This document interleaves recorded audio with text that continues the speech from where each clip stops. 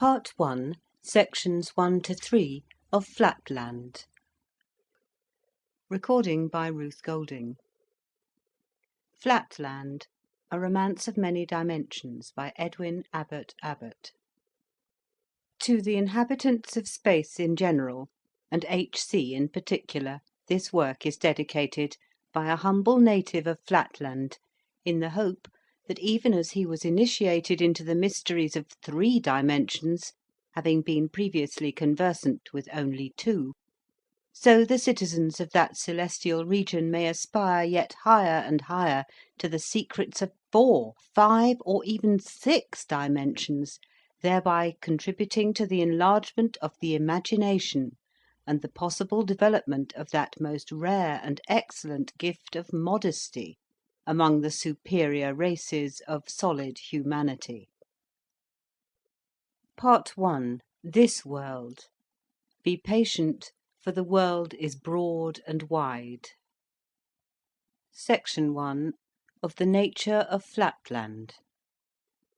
I call our world Flatland, not because we call it so, but to make its nature clearer to you, my happy readers, who are privileged to live in space. Imagine a vast sheet of paper on which straight lines, triangles, squares, pentagons, hexagons, and other figures, instead of remaining fixed in their places, move freely about on or in the surface, but without the power of rising above or sinking below it, very much like shadows, only hard and with luminous edges, and you will then have a pretty correct notion of my country and countrymen. Alas, a few years ago I should have said my universe, but now my mind has been opened to higher views of things. In such a country you will perceive at once that it is impossible that there should be anything of what you call a solid kind. But I dare say you will suppose that we could at least distinguish by sight the triangles, squares, and other figures moving about as I have described them. On the contrary, we could see nothing of the kind, not at least so as to distinguish one figure from another. Nothing was visible, nor could be visible to us, except straight lines, and the necessity of this I will speedily demonstrate. Place a penny on the middle of one of your tables in space, and leaning over it, look down upon it. It will appear a circle. But now, drawing back to the edge of the table, gradually lower your eye, thus bringing yourself more and more into the condition of the inhabitants of Flatland, and you will find the penny becoming more and more oval to your view, and at last, when you have placed your eye exactly on the edge of the table, so that you are, as it were, actually a Flatland citizen, the penny will then have ceased to appear oval at all, and will have become, so far as you can see, a straight line. The same thing would happen if you were to treat in the same way a triangle, or square, or any other figure, cut out of pasteboard. As soon as you look at it with your eye on the edge of the table, you will find that it ceases to appear to you a figure, and that it becomes in appearance a straight line. Take, for example, an equilateral triangle, who represents with us a tradesman of the respectable class. Figure 1 represents the tradesman as you would see him while you were bending over him from above. Reader's note: Figure 1 is a downward pointing triangle with all sides equal. End of reader's note. Figures 2 and 3 represent the tradesman as you would see him if your eye were close to the level, or all but on the level of the table. Reader's note: Figure 2 shows a much flatter downward pointing triangle, with the top edge much longer than the other 2 sides, which are of equal length. Figure 3 is flatter still, barely identifiable as a triangle at all. End of reader's note. And if your eye were quite on the level of the table, and that is how we see him in Flatland, you would see nothing but a straight line. When I was in Spaceland, I heard that your sailors have very similar experiences while they traverse your seas and discern some distant island or coast lying on the horizon. The far-off land may have bays, forelands, angles in and out to any number and extent. Yet at a distance you see none of these, unless indeed your sun shines bright upon them, revealing the projections and retirements by means of light and shade. Nothing but a grey unbroken line upon the water. Well, that is just what we see when one of our triangular or other acquaintances comes towards us in Flatland. As there is neither sun with us, nor any light of such a kind as to make shadows, we have none of the helps to the sight that you have in Spaceland. If our friend comes close to us, we see his line becomes larger. If he leaves us, it becomes smaller. But still he looks like a straight line, be he a triangle, square, pentagon, hexagon, circle, what you will. A straight line he looks, and nothing else. You may perhaps ask how, under these disadvantageous circumstances, we are able to distinguish our friends from one another. But the answer to this very natural question will be more fitly and easily given when I come to describe the inhabitants of Flatland. For the present, let me defer this subject, and say a word or two about the climate and houses in our country. Section 2. Of the climate and houses in Flatland. As with you, so also with us, there are 4 points of the compass, north, south, east, and west. There being no sun, nor other heavenly bodies, it is impossible for us to determine the north in the usual way, but we have a method of our own. By a law of nature with us, there is a constant attraction to the south, and although in temperate climates this is very slight, so that even a woman in reasonable health can journey several furlongs northward without much difficulty, yet the hampering effect of the southward attraction is quite sufficient to serve as a compass in most parts of our earth. Moreover, the rain, which falls at stated intervals, coming always from the north, is an additional assistance, and in the towns we have the guidance of the houses, which of course have their side walls running for the most part north and south, so that the roofs may keep off the rain from the north. In the country, where there are no houses, the trunks of the trees serve as some sort of guide. Altogether, we have not so much difficulty as might be expected in determining our bearings. Yet in our more temperate regions, in which the southward attraction is hardly felt, walking sometimes in a perfectly desolate plain where there have been no houses nor trees to guide me, I have been occasionally compelled to remain stationary for hours together, waiting till the rain came before continuing my journey.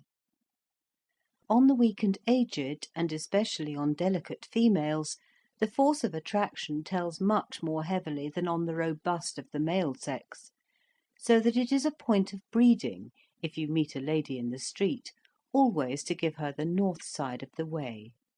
By no means an easy thing to do always at short notice when you are in rude health and in a climate where it is difficult to tell your north from your south.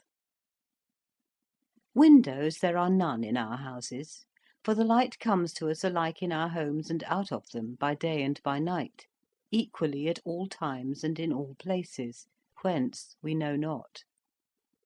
It was in old days with our learned men an interesting and oft investigated question, what is the origin of light? And the solution of it has been repeatedly attempted, with no other result than to crowd our lunatic asylums with the would-be solvers.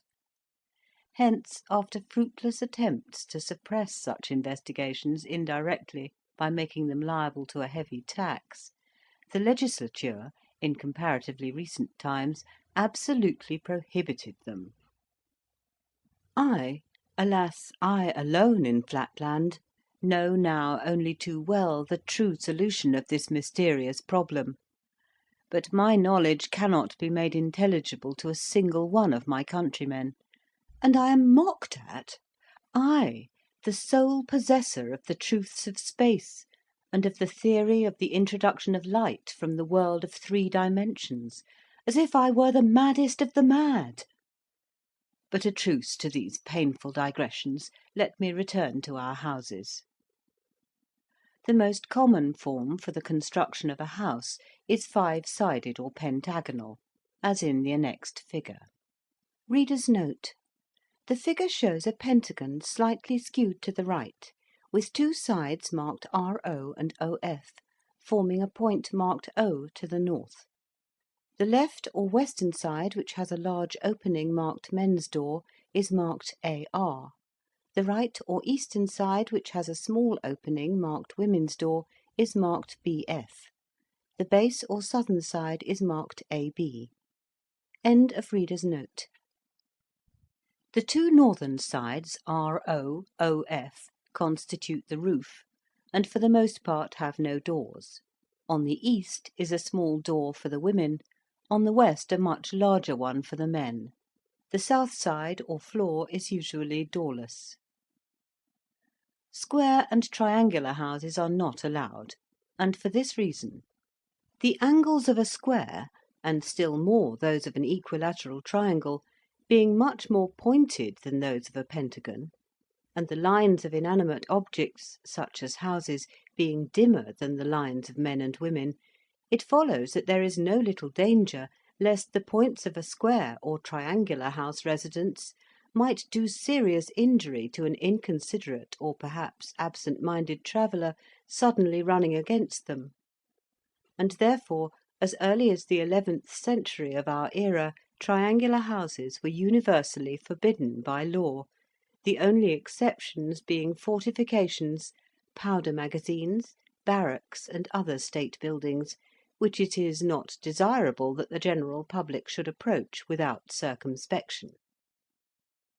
At this period, square houses were still everywhere permitted, though discouraged by a special tax.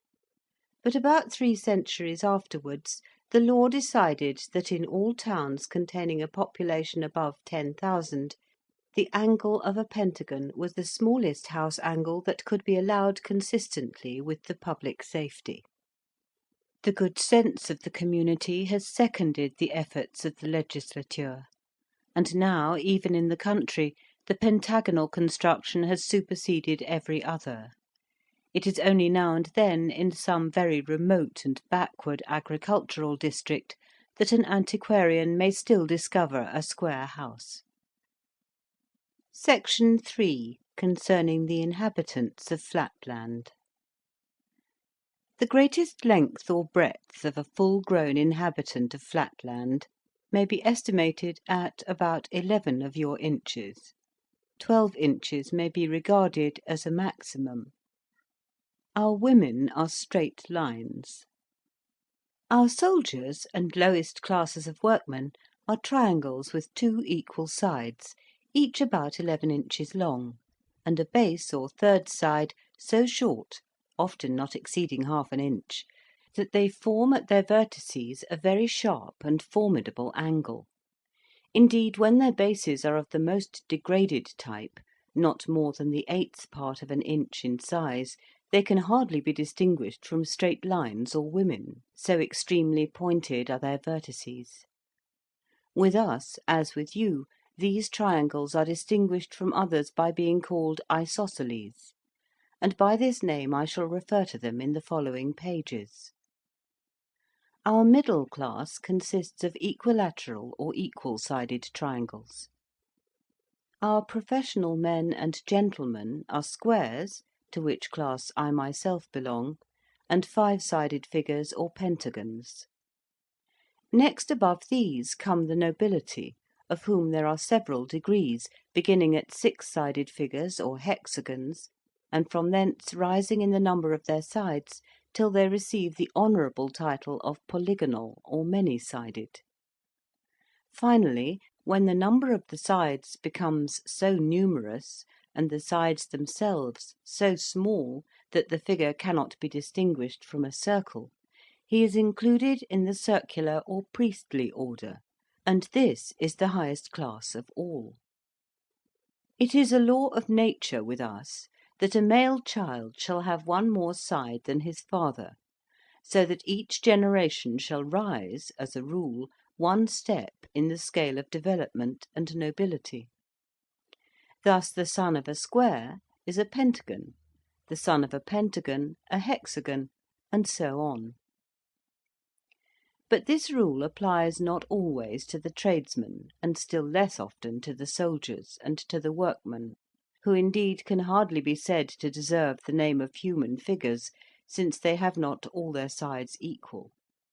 With them, therefore, the law of nature does not hold, and the son of an isosceles, i.e. a triangle with two sides equal, remains isosceles still. Nevertheless, all hope is not shut out even from the isosceles that his posterity may ultimately rise above his degraded condition. For after a long series of military successes, or diligent and skilful labours, it is generally found that the more intelligent among the artisan and soldier classes manifest a slight increase of their third side or base, and a shrinkage of the two other sides. Intermarriages, arranged by the priests, between the sons and daughters of these more intellectual members of the lower classes, generally result in an offspring approximating still more to the type of the equal-sided triangle. Rarely, in proportion to the vast number of isosceles births, is a genuine and certifiable equal-sided triangle produced from isosceles parents. Footnote: what need of a certificate, a Spaceland critic may ask? Is not the procreation of a square son a certificate from nature herself, proving the equal-sidedness of the father? I reply that no lady of any position will marry an uncertified triangle. Square offspring has sometimes resulted from a slightly irregular triangle, but in almost every such case the irregularity of the first generation is visited on the third, which either fails to attain the pentagonal rank or relapses to the triangular. End of footnote.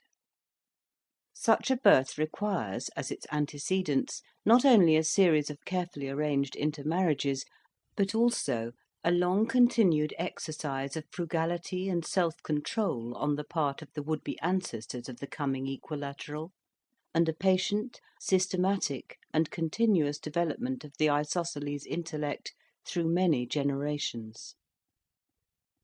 The birth of a true equilateral triangle from isosceles parents is the subject of rejoicing in our country for many furlongs round. After a strict examination conducted by the Sanitary and Social Board, the infant, if certified as regular, is with solemn ceremonial admitted into the class of equilaterals. He is then immediately taken from his proud yet sorrowing parents, and adopted by some childless equilateral, who is bound by oath never to permit the child henceforth to enter his former home, or so much as to look upon his relations again, for fear lest the freshly developed organism may, by force of unconscious imitation, fall back again into his hereditary level. The occasional emergence of an isosceles from the ranks of his serf-born ancestors is welcomed not only by the poor serfs themselves, as a gleam of light and hope shed upon the monotonous squalor of their existence, but also by the aristocracy at large. For all the higher classes are well aware that these rare phenomena, while they do little or nothing to vulgarise their own privileges, serve as a most useful barrier against revolution from below. Had the acute-angled rabble been all, without exception, absolutely destitute of hope and of ambition, they might have found leaders in some of their many seditious outbreaks so able as to render their superior numbers and strength too much even for the wisdom of the circles. But a wise ordinance of nature has decreed that, in proportion as the working classes increase in intelligence, knowledge, and all virtue, in that same proportion their acute angle, which makes them physically terrible, shall increase also and approximate to the harmless angle of the equilateral triangle.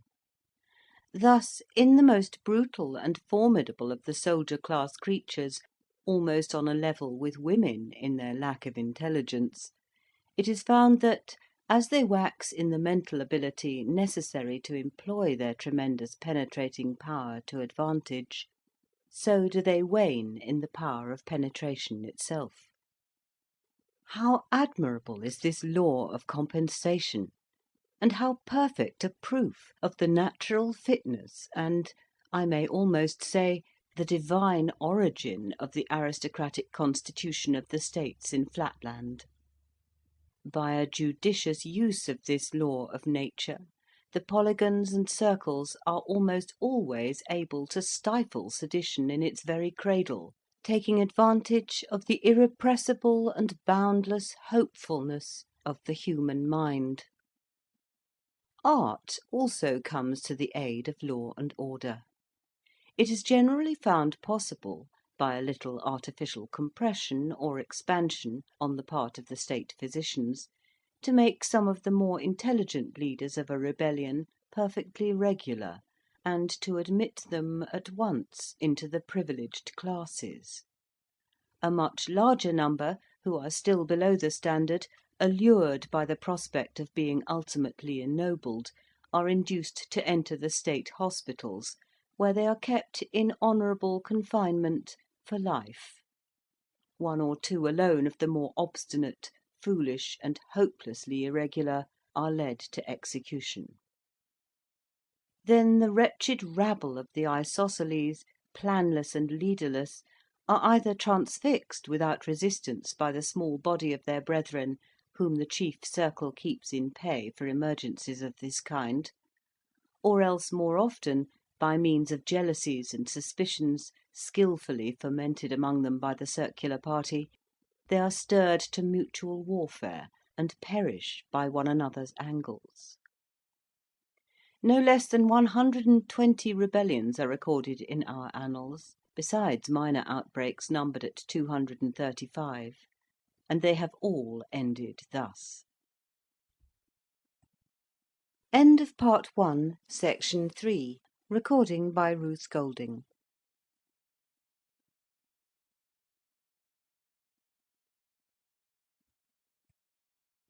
Part 1, Sections 4 to 5 of Flatland. Recording by Ruth Golding. Flatland, a Romance of Many Dimensions, by Edwin Abbott Abbott. Part 1, Section 4, Concerning the Women. If our highly pointed triangles of the soldier class are formidable, it may be readily inferred that far more formidable are our women. For if a soldier is a wedge, a woman is a needle, being, so to speak, all point, at least at the two extremities. Add to this the power of making herself practically invisible at will, and you will perceive that a female in Flatland is a creature by no means to be trifled with. But here, perhaps, some of my younger readers may ask how a woman in Flatland can make herself invisible. This ought, I think, to be apparent without any explanation. However, a few words will make it clear to the most unreflecting. Place a needle on a table. Then, with your eye on the level of the table, look at it sideways, and you see the whole length of it.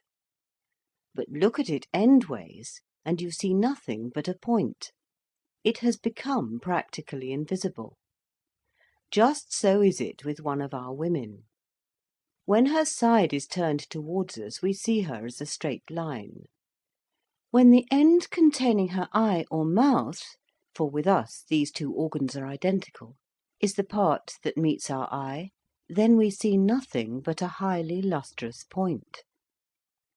But when the back is presented to our view, then, being only sublustrous, and indeed almost as dim as an inanimate object, her hinder extremity serves her as a kind of invisible cap. The dangers to which we are exposed from our women must now be manifest to the meanest capacity in Spaceland.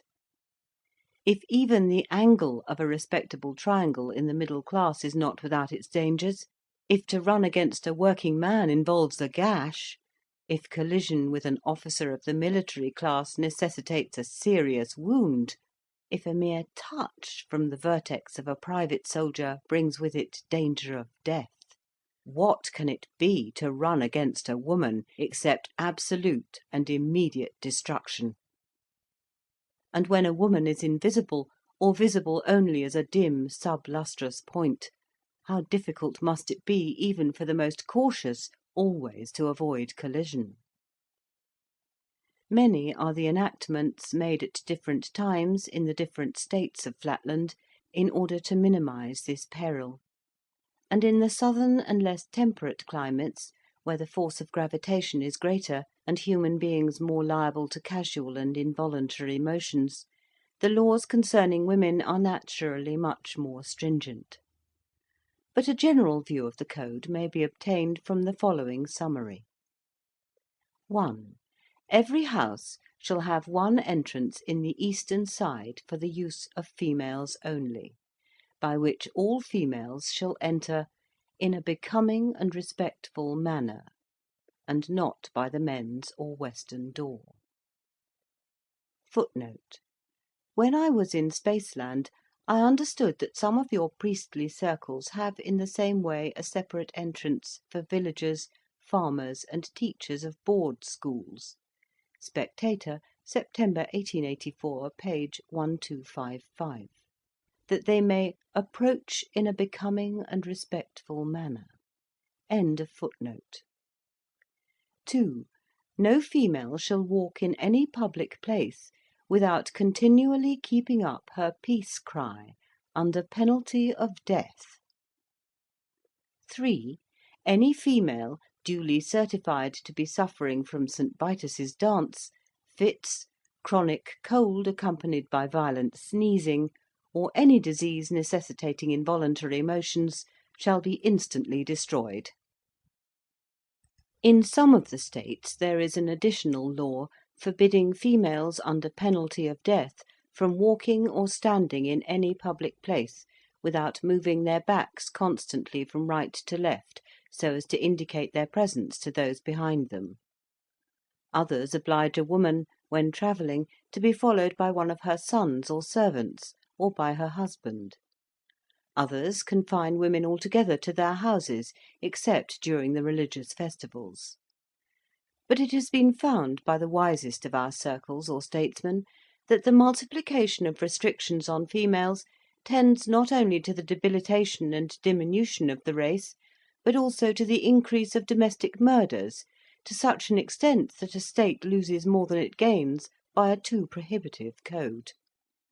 For whenever the temper of the women is thus exasperated by confinement at home or hampering regulations abroad, they are apt to vent their spleen upon their husbands and children; and in the less temperate climates the whole male population of a village has been sometimes destroyed in 1 or 2 hours of simultaneous female outbreak. Hence the 3 laws mentioned above suffice for the better regulated states, and may be accepted as a rough exemplification of our female code. After all, our principal safeguard is found, not in legislature, but in the interests of the women themselves.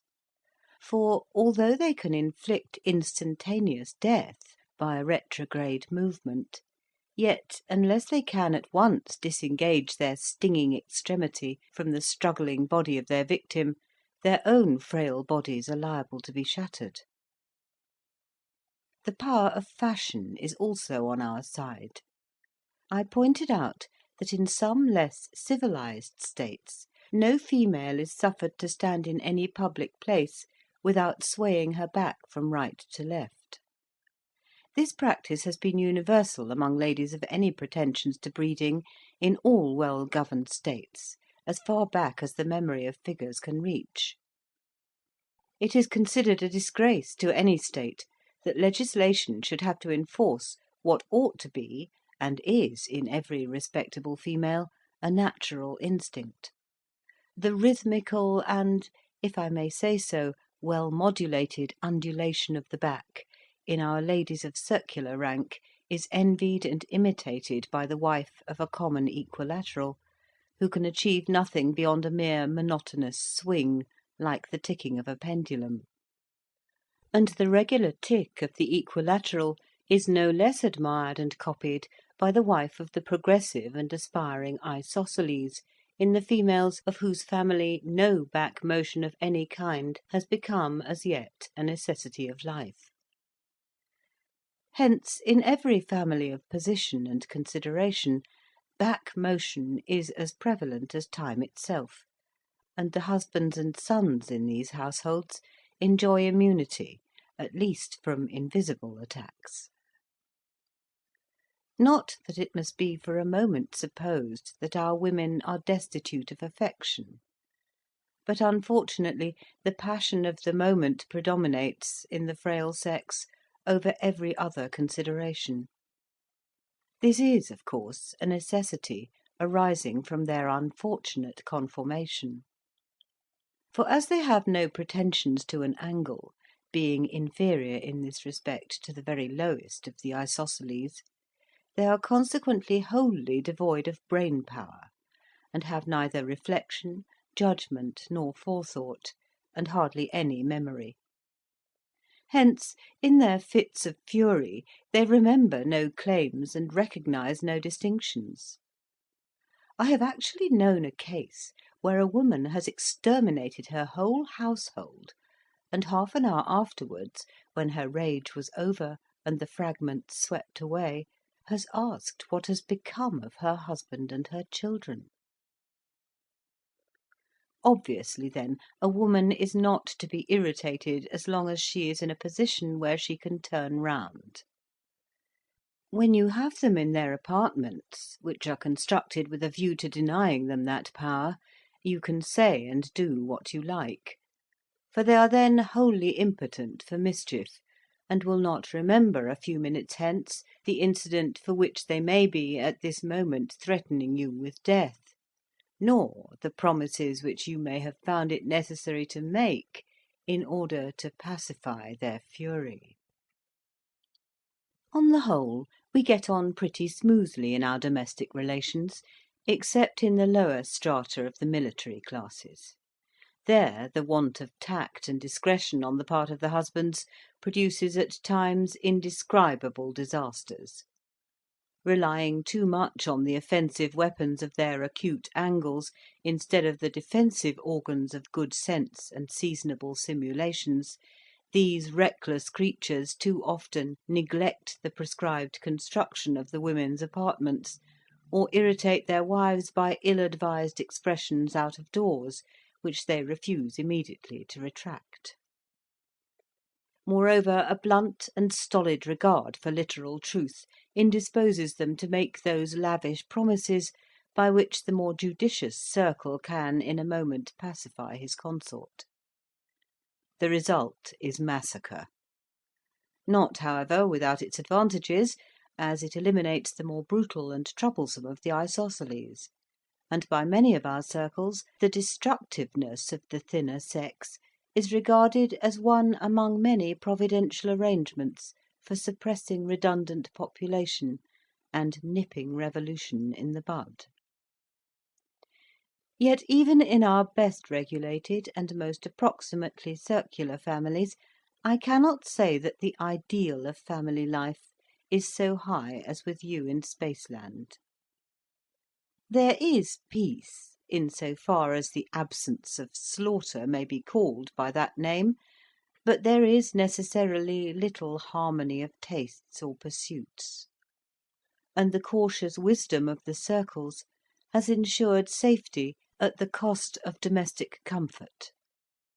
In every circular or polygonal household it has been a habit from time immemorial, and has now become a kind of instinct among the women of our higher classes, that the mothers and daughters should constantly keep their eyes and mouths towards their husband and his male friends, and for a lady in a family of distinction to turn her back upon her husband would be regarded as a kind of portent involving loss of status.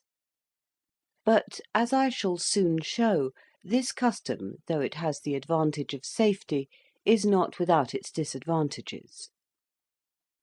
In the house of the working man or respectable tradesman, where the wife is allowed to turn her back upon her husband while pursuing her household avocations, there are at least intervals of quiet, when the wife is neither seen nor heard, except for the humming sound of the continuous peace cry. But in the homes of the upper classes there is too often no peace. There the voluble mouth and bright penetrating eye are ever directed towards the master of the household, and light itself is not more persistent than the stream of feminine discourse. The tact and skill which suffice to avert a woman's sting are unequal to the task of stopping a woman's mouth. And as the wife has absolutely nothing to say, and absolutely no constraint of wit, sense, or conscience to prevent her from saying it, not a few cynics have been found to aver that they prefer the danger of the death-dealing but inaudible sting to the safe sonorousness of a woman's other end. To my readers in Spaceland, the condition of our women may seem truly deplorable, and so indeed it is. A male of the lowest type of the isosceles may look forward to some improvement of his angle, and to the ultimate elevation of the whole of his degraded caste. But no woman can entertain such hopes for her sex. Once a woman, always a woman, is a decree of nature, and the very laws of evolution seem suspended in her disfavour. Yet at least we can admire the wise pre-arrangement which has ordained that, as they have no hopes, so they shall have no memory to recall, and no forethought to anticipate the miseries and humiliations which are at once a necessity of their existence and the basis of the constitution of Flatland. Section 5 of our methods of recognizing one another.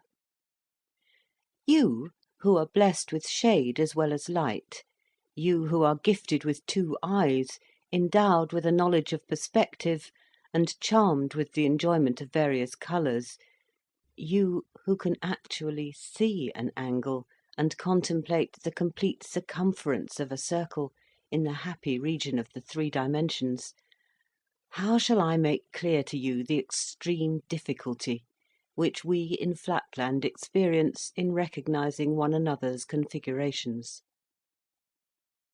Recall what I told you above.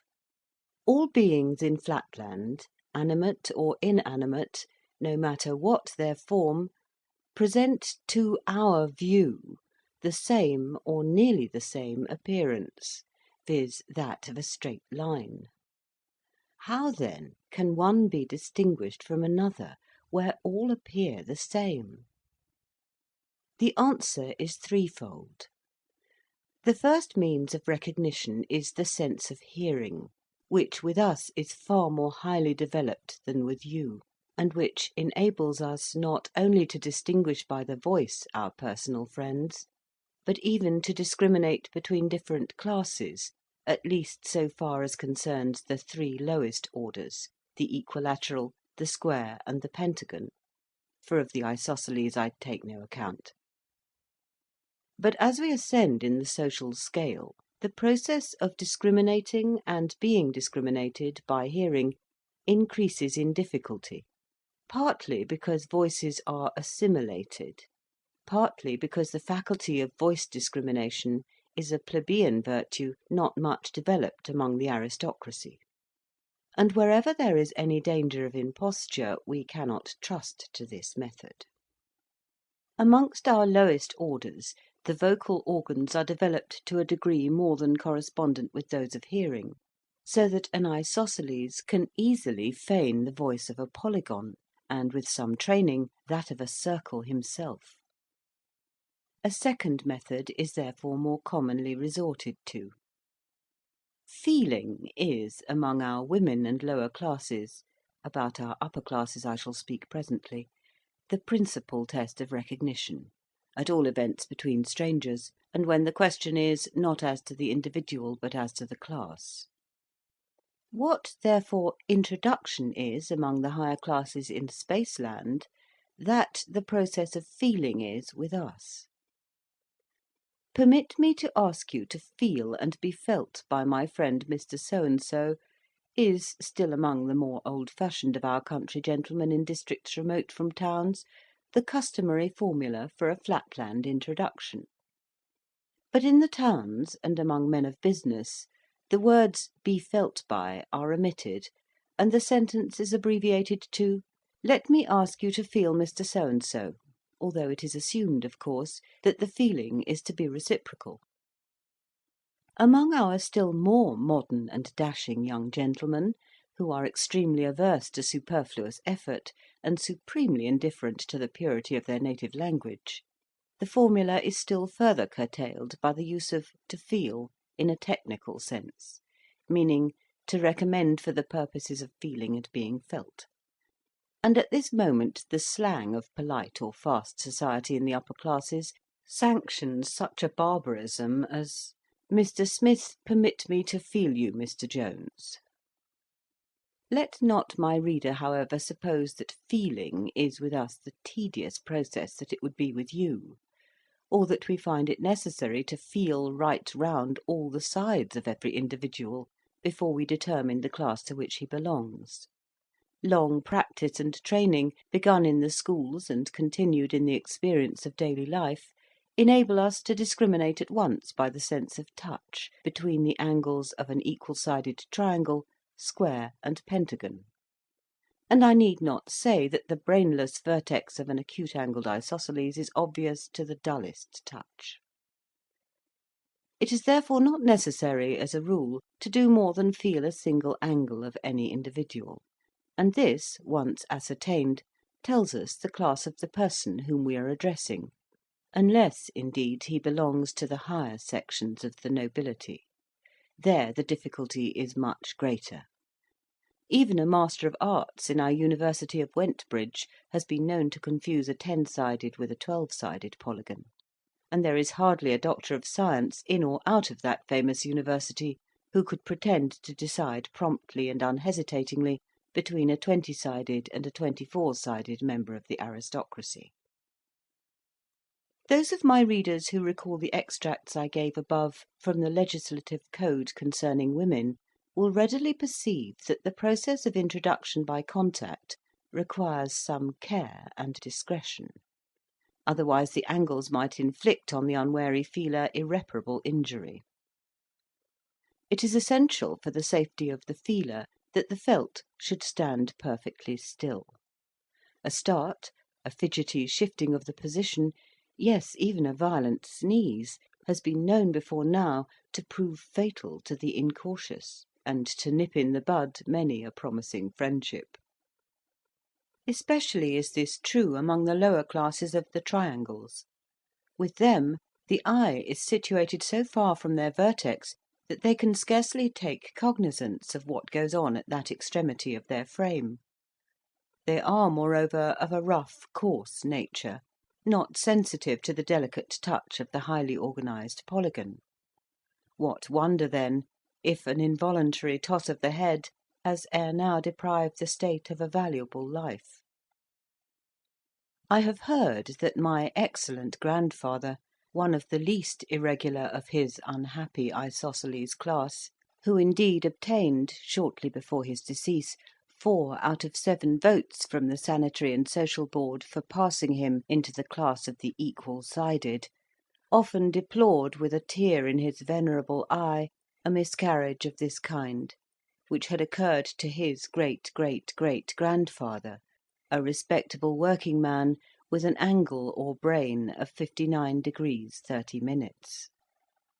According to his account, my unfortunate ancestor, being afflicted with rheumatism and in the act of being felt by a polygon, by one sudden start accidentally transfixed the great man through the diagonal, and thereby, partly in consequence of his long imprisonment and degradation, and partly because of the moral shock which pervaded the whole of my ancestors' relations, threw back our family a degree and a half in their ascent towards better things. The result was that in the next generation the family brain was registered at only 58 degrees, and not till the lapse of 5 generations was the lost ground recovered, the full 60 degrees attained, and the ascent from the isosceles finally achieved. And all this series of calamities from one little accident in the process of feeling. At this point, I think I hear some of my better educated readers exclaim, "How could you in Flatland know anything about angles and degrees or minutes? We can see an angle, because we in the region of space can see 2 straight lines inclined to one another.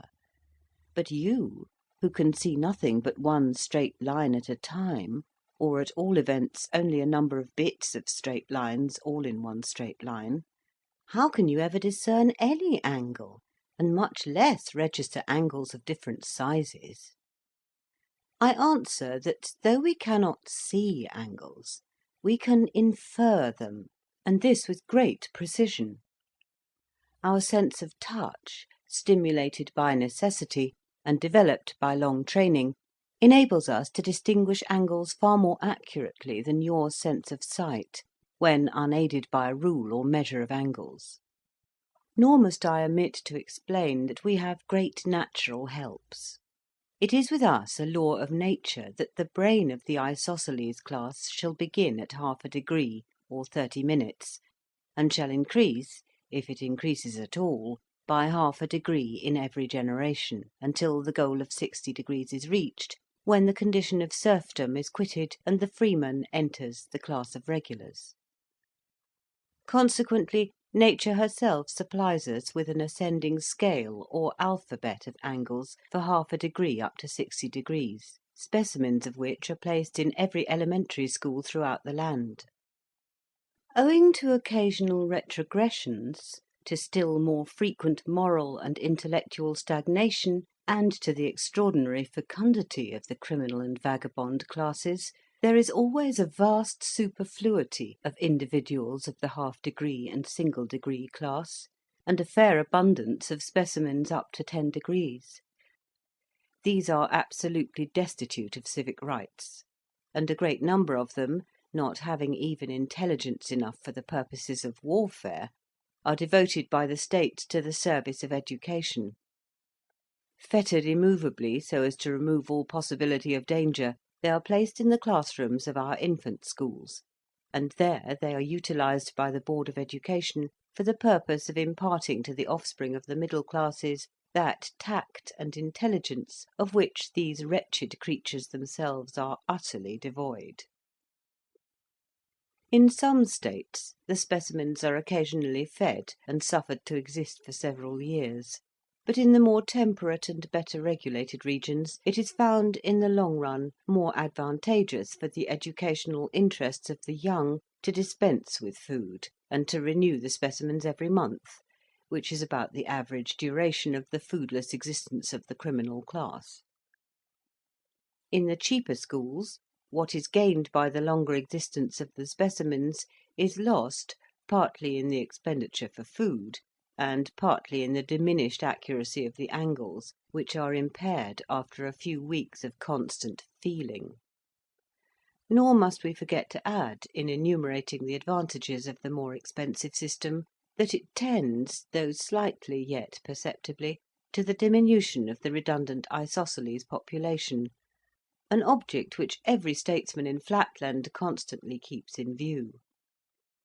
On the whole, therefore, although I am not ignorant that in many popularly elected school boards there is a reaction in favour of the cheap system, as it is called, I am myself disposed to think that this is one of the many cases in which expense is the truest economy. But I must not allow questions of school board politics to divert me from my subject. Enough has been said, I trust, to show that recognition by feeling is not so tedious or indecisive a process as might have been supposed. and it is obviously more trustworthy than recognition by hearing.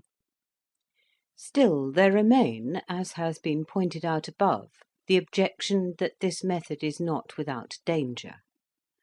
For this reason, many in the middle and lower classes, and all without exception in the polygonal and circular orders, prefer a third method, the description of which shall be reserved for the next section. End of Part 1, Section 5. Recording by Ruth Golding.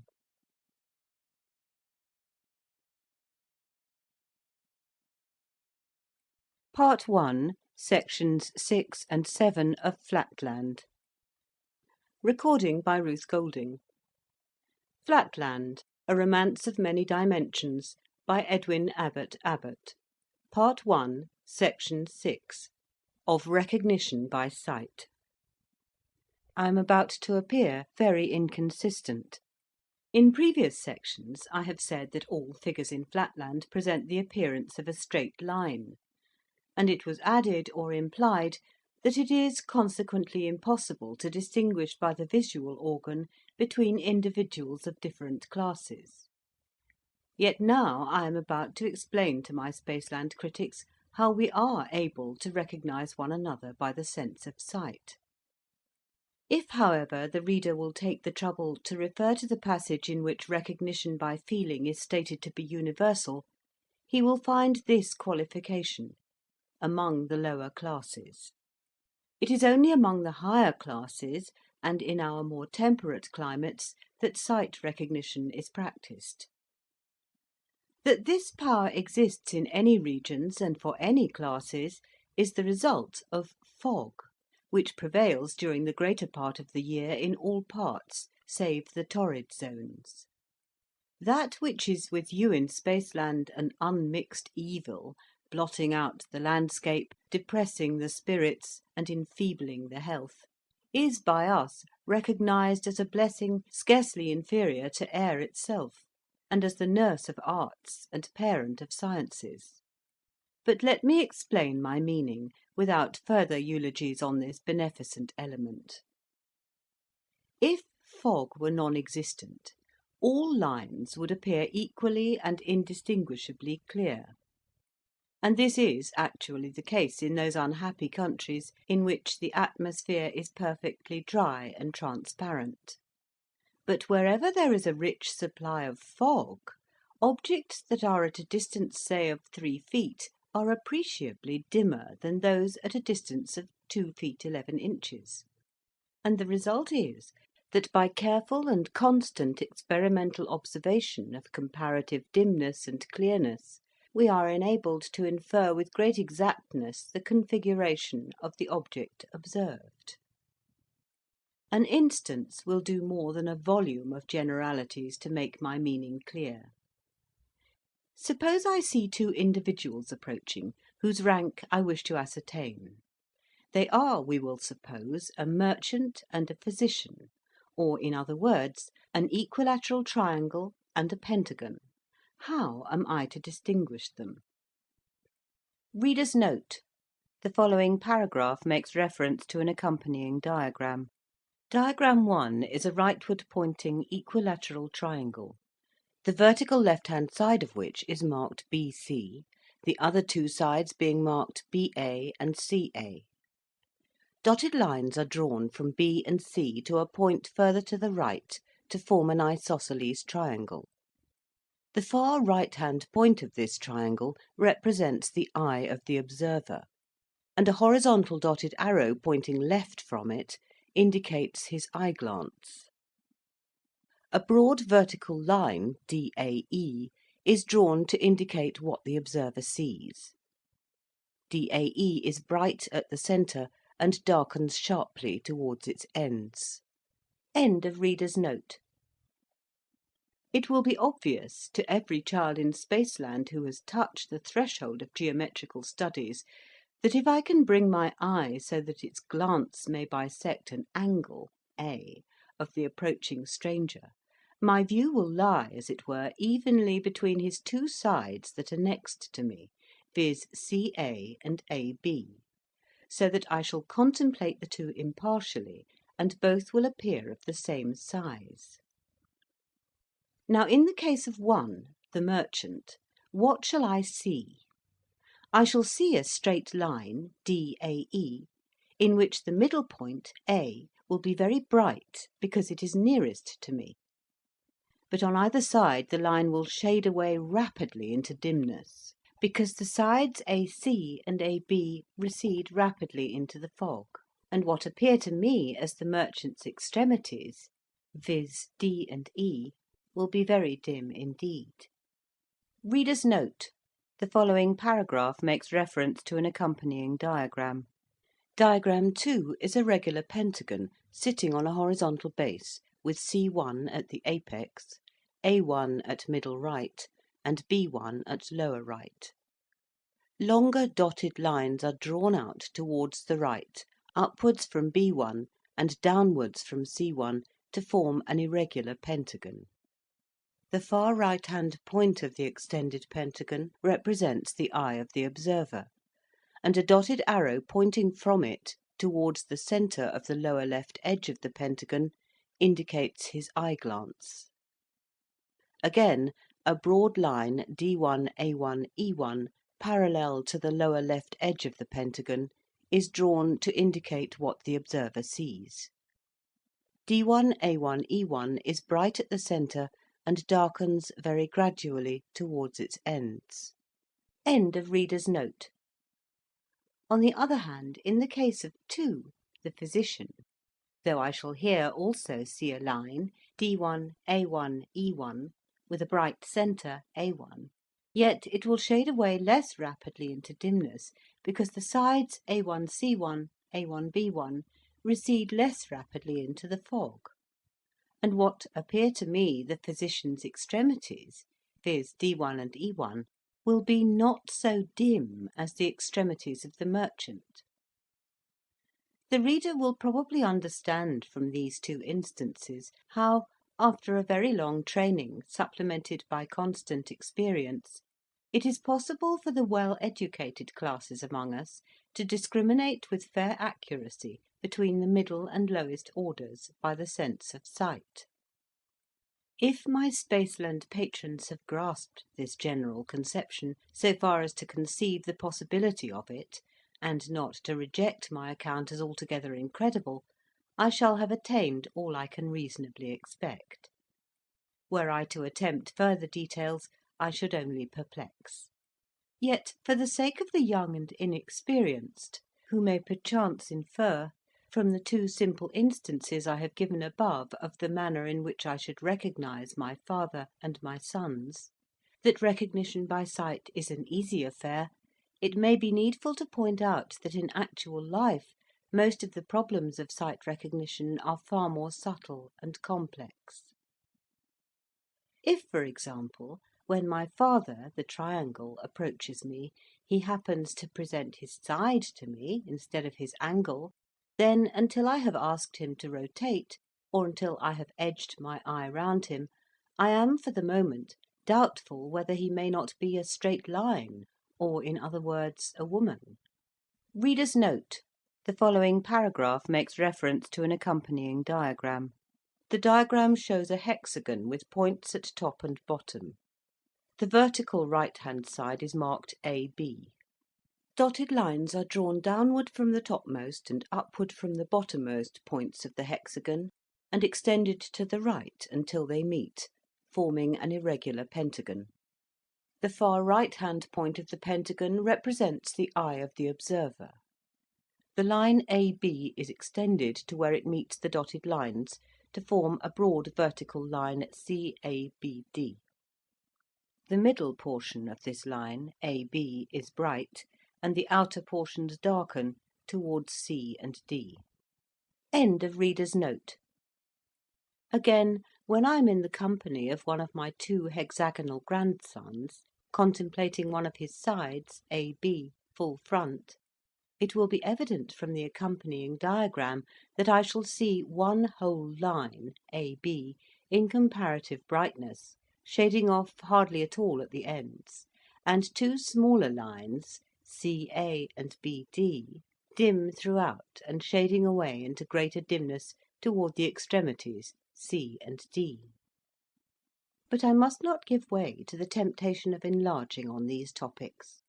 The meanest mathematician in Spaceland will readily believe me when I assert that the problems of life, which present themselves to the well-educated when they are themselves in motion, rotating, advancing, or retreating, and at the same time attempting to discriminate by the sense of sight between a number of polygons of high rank moving in different directions, as, for example, in a ballroom or conversazione, must be of a nature to task the angularity of the most intellectual, and amply justify the rich endowments of the learned professors of geometry, both static and kinetic, in the illustrious University of Wentbridge, where the science and art of sight recognition are regularly taught to large classes of the elite of the States. It is only a few of the scions of our noblest and wealthiest houses who are able to give the time and money necessary for the thorough prosecution of this noble and valuable art. Even to me, a mathematician of no mean standing, and the grandfather of two most hopeful and perfectly regular hexagons, to find myself in the midst of a crowd of rotating polygons of the higher classes is occasionally very perplexing. And of course to a common tradesman or serf, such a sight is almost as unintelligible as it would be to you, my reader, were you suddenly transported into our country. In such a crowd you could see on all sides of you nothing but a line, apparently straight, but of which the parts would vary irregularly and perpetually in brightness or dimness. Even if you had completed your 3rd year in the pentagonal and hexagonal classes in the University, and were perfect in the theory of the subject, you would still find that there was need of many years of experience before you could move in a fashionable crowd without jostling against your betters, whom it is against etiquette to ask to feel, and who, by their superior culture and breeding, know all about your movements, while you know very little or nothing about theirs. In a word, to comport oneself with perfect propriety in polygonal society, one ought to be a polygon oneself. Such, at least, is the painful teaching of my experience. It is astonishing how much the art, or I may almost call it instinct, of sight recognition is developed by the habitual practice of it, and by the avoidance of the custom of feeling. Just as with you, the deaf and dumb, if once allowed to gesticulate and to use the hand alphabet, will never acquire the more difficult but far more valuable art of lip speech and lip reading, so it is with us as regards seeing and feeling. None who in early life resort to feeling will ever learn seeing in perfection. For this reason, among our higher classes, feeling is discouraged or absolutely forbidden. From the cradle, their children, instead of going to the public elementary schools, where the art of feeling is taught, are sent to higher seminaries of an exclusive character; and at our illustrious University, to feel is regarded as a most serious fault, involving rustication for the first offence and expulsion for the second. But among the lower classes, the art of sight recognition is regarded as an unattainable luxury. A common tradesman cannot afford to let his son spend a third of his life in abstract studies. The children of the poor are therefore allowed to feel from their earliest years, and they gain thereby a precocity and an early vivacity which contrast at first most favourably with the inert, undeveloped, and listless behaviour of the half-instructed youths of the polygonal class. But when the latter have at last completed their university course, and are prepared to put their theory into practice, the change that comes over them may almost be described as a new birth, and in every art, science, and social pursuit they rapidly overtake and distance their triangular competitors. Only a few of the polygonal class fail to pass the final test or leaving examination at the University. The condition of the unsuccessful minority is truly pitiable.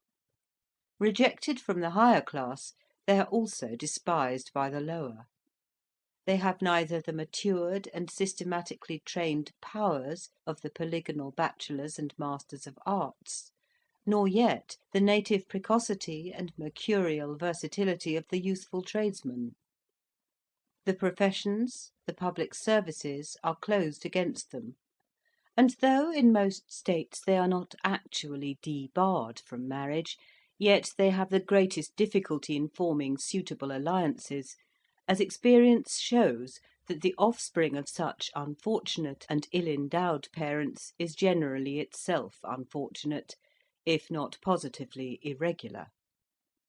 It is from these specimens of the refuse of our nobility that the great tumults and seditions of past ages have generally derived their leaders; and so great is the mischief thence arising, that an increasing minority of our more progressive statesmen are of opinion that true mercy would dictate their entire suppression, by enacting that all who fail to pass the final examination of the University should be either imprisoned for life or extinguished by a painless death. But I find myself digressing into the subject of irregularities, a matter of such vital interest that it demands a separate section. Section 7. Of irregular figures. Throughout the previous pages I have been assuming, what perhaps should have been laid down at the beginning as a distinct and fundamental proposition, that every human being in Flatland is a regular figure, that is to say, of regular construction. By this I mean that a woman must not only be a line, but a straight line; that an artisan or soldier must have 2 of his sides equal; that tradesmen must have 3 sides equal; lawyers, of which class I am a humble member, 4 sides equal; and generally that in every polygon all the sides must be equal. The size of the sides would of course depend upon the age of the individual. A female at birth would be about an inch long, while a tall adult woman might extend to a foot. As to the males of every class, it may be roughly said that the length of an adult's sides, when added together, is 3 feet or a little more. But the size of our sides is not under consideration. I am speaking of the equality of sides; and it does not need much reflection to see that the whole of the social life in Flatland rests upon the fundamental fact that nature wills all figures to have their sides equal. If our sides were unequal, our angles would be unequal. Instead of its being sufficient to feel or estimate by sight a single angle in order to determine the form of an individual, it would be necessary to ascertain each angle by the experiment of feeling. But life would be too short for such a tedious groping. The whole science and art of sight recognition would at once perish. Feeling, so far as it is an art, would not long survive. Intercourse would become perilous or impossible. There would be an end to all confidence, all forethought. No one would be safe in making the most simple social arrangements. In a word, civilization would relapse into barbarism. Am I going too fast to carry my readers with me to these obvious conclusions? Surely a moment's reflection and a single instance from common life must convince everyone that our whole social system is based upon regularity, or equality of angles. You meet, for example, 2 or 3 tradesmen in the street, whom you recognise at once to be tradesmen by a glance at their angles and rapidly bedimmed sides; and you ask them to step into your house to lunch.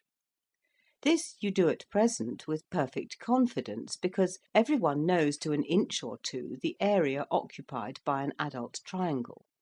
But imagine that your tradesman drags behind his regular and respectable vertex a parallelogram of 12 or 13 inches in diagonal.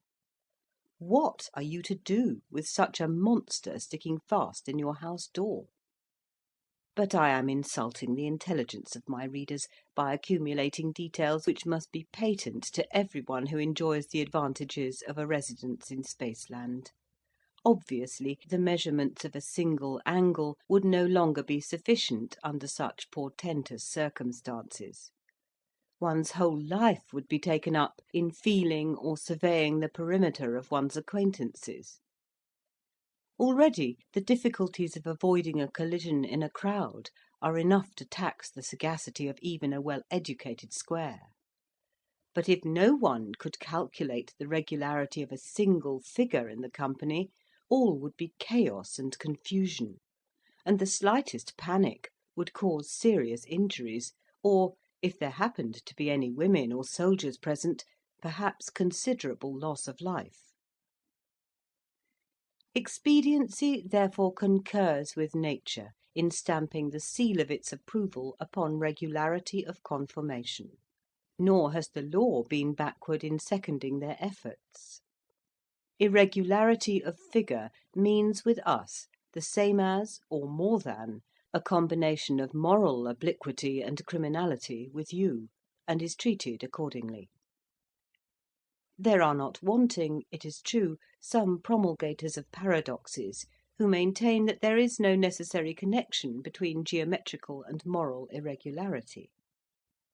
The irregular, they say, is from his birth scouted by his own parents, derided by his brothers and sisters, neglected by the domestics, scorned and suspected by society, and excluded from all posts of responsibility, trust, and useful activity.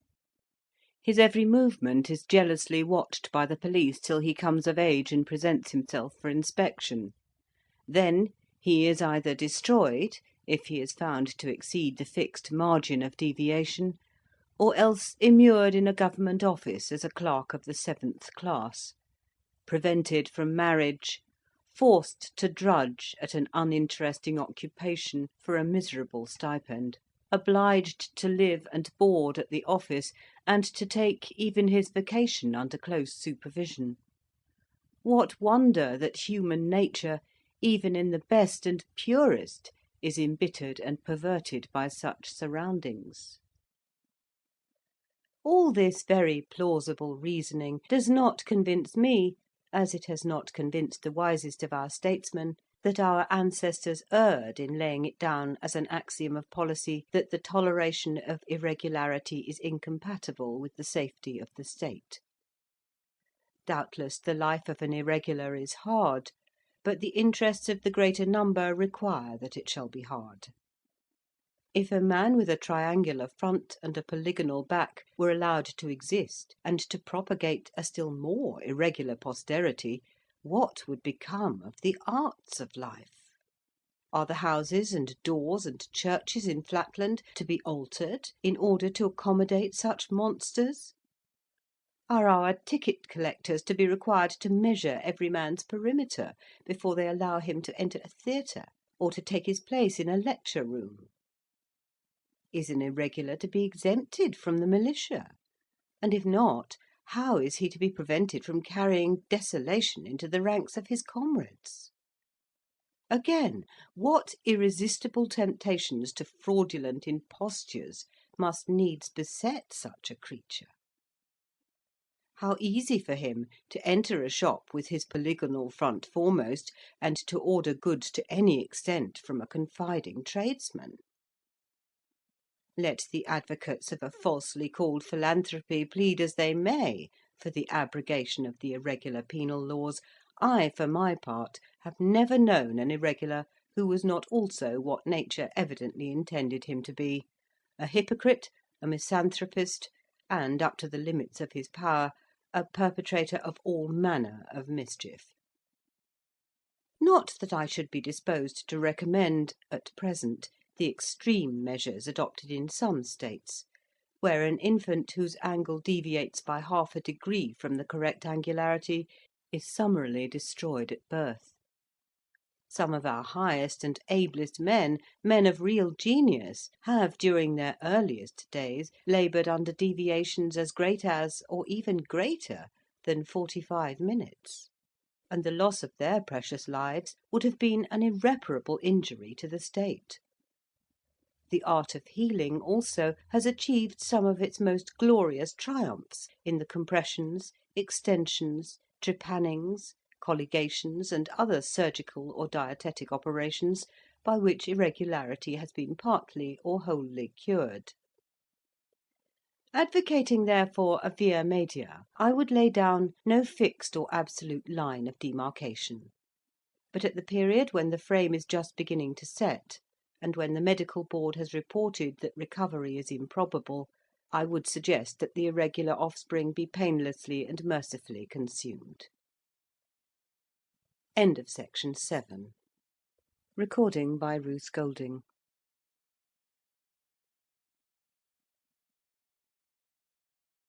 Part 1, sections 8 to 10 of Flatland. Recording by Ruth Golding. Flatland, a romance of many dimensions, by Edwin Abbott Abbott. Part 1, section 8, of the ancient practice of painting. If my readers have followed me with any attention up to this point, they will not be surprised to hear that life is somewhat dull in Flatland. I do not, of course, mean that there are not battles, conspiracies, tumults, factions, and all those other phenomena which are supposed to make history interesting. Nor would I deny that the strange mixture of the problems of life and the problems of mathematics, continually inducing conjecture and giving the opportunity of immediate verification, imparts to our existence a zest which you in Spaceland can hardly comprehend. I speak now from the aesthetic and artistic point of view when I say that life with us is dull, aesthetically and artistically very dull indeed. How can it be otherwise, when all one's prospect, all one's landscapes, historical pieces, portraits, flowers, still life, are nothing but a single line, with no varieties except degrees of brightness and obscurity? It was not always thus. Colour, if tradition speaks the truth, once, for the space of half a dozen centuries or more, threw a transient charm upon the lives of our ancestors in the remotest ages.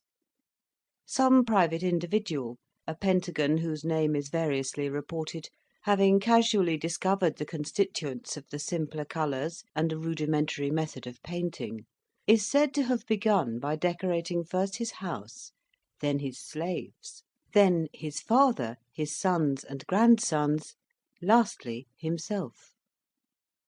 The convenience, as well as the beauty of the results, commended themselves to all. Wherever Chromatistes, for by that name the most trustworthy authorities concur in calling him, turned his variegated frame, there he at once excited attention and attracted respect. No one now needed to feel him. No one mistook his front for his back. All his movements were readily ascertained by his neighbours, without the slightest strain on their powers of calculation. No one jostled him, or failed to make way for him. His voice was saved the labour of that exhausting utterance by which we colourless squares and pentagons are often forced to proclaim our individuality when we move amid a crowd of ignorant isosceles. The fashion spread like wildfire. Before a week was over, every square and triangle in the district had copied the example of Chromatistes, and only a few of the more conservative pentagons still held out. A month or two found even the dodecagons infected with the innovation. A year had not elapsed before the habit had spread to all but the very highest of the nobility. Needless to say, the custom soon made its way from the district of Chromatistes to surrounding regions, and within 2 generations no one in all Flatland was colourless except the women and the priests. Here nature herself appeared to erect a barrier, and to plead against extending the innovation to these 2 classes. Many-sidedness was almost essential as a pretext for the innovators. Distinction of sides is intended by nature to imply distinction of colours. Such was the sophism which in those days flew from mouth to mouth, converting whole towns at a time to the new culture. But manifestly to our priests and women this adage did not apply. The latter had only one side, and therefore, plurally and pedantically speaking, no sides. The former, if at least they would assert their claim to be really and truly circles, and not mere high-class polygons with an infinitely large number of infinitesimally small sides, were in the habit of boasting, what women confessed and deplored, that they also had no sides, being blessed with a perimeter of one line, or, in other words, a circumference. Hence it came to pass that these two classes could see no force in the so-called axiom about distinction of sides implying distinction of colour, and when all others had succumbed to the fascinations of corporal decoration, the priests and the women alone still remained pure from the pollution of paint. Immoral, licentious, anarchical, unscientific, call them by what names you will, yet, from an aesthetic point of view, those ancient days of the colour revolt were the glorious childhood of art in Flatland. A childhood, alas, that never ripened into manhood, nor even reached the blossom of youth. To live was then in itself a delight, because living implied seeing. Even at a small party the company was a pleasure to behold. The richly varied hues of the assembly in a church or theatre are said to have more than once proved too distracting for our greatest teachers and actors. But most ravishing of all is said to have been the unspeakable magnificence of a military review.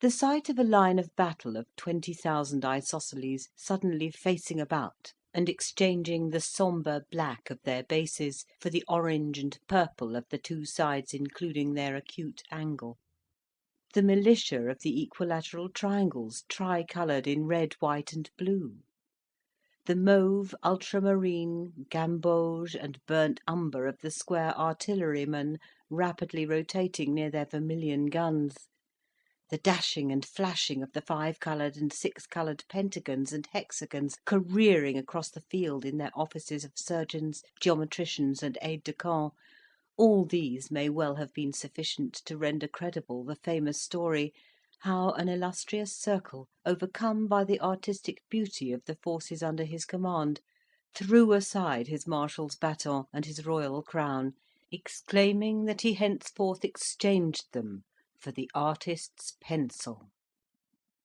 How great and glorious the sensuous development of these days must have been is in part indicated by the very language and vocabulary of the period.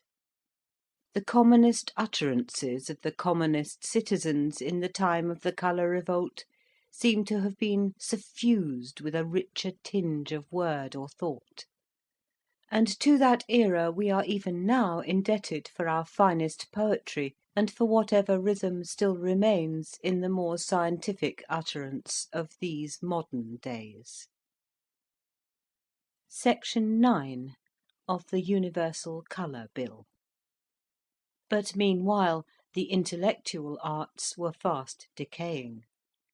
The art of sight recognition, being no longer needed, was no longer practised, and the studies of geometry, statics, kinetics, and other kindred subjects came soon to be considered superfluous, and fell into disrepute and neglect even at our university.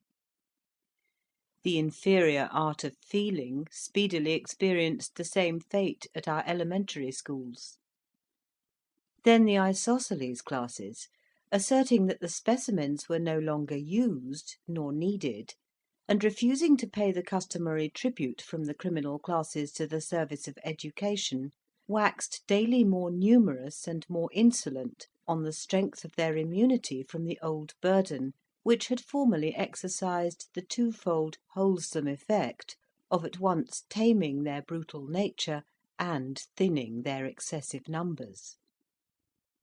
Year by year the soldiers and artisans began more vehemently to assert, and with increasing truth, that there was no great difference between them and the very highest class of polygons, now that they were raised to an equality with the latter, and enabled to grapple with all the difficulties and solve all the problems of life, whether statical and kinetical, by the simple process of colour recognition.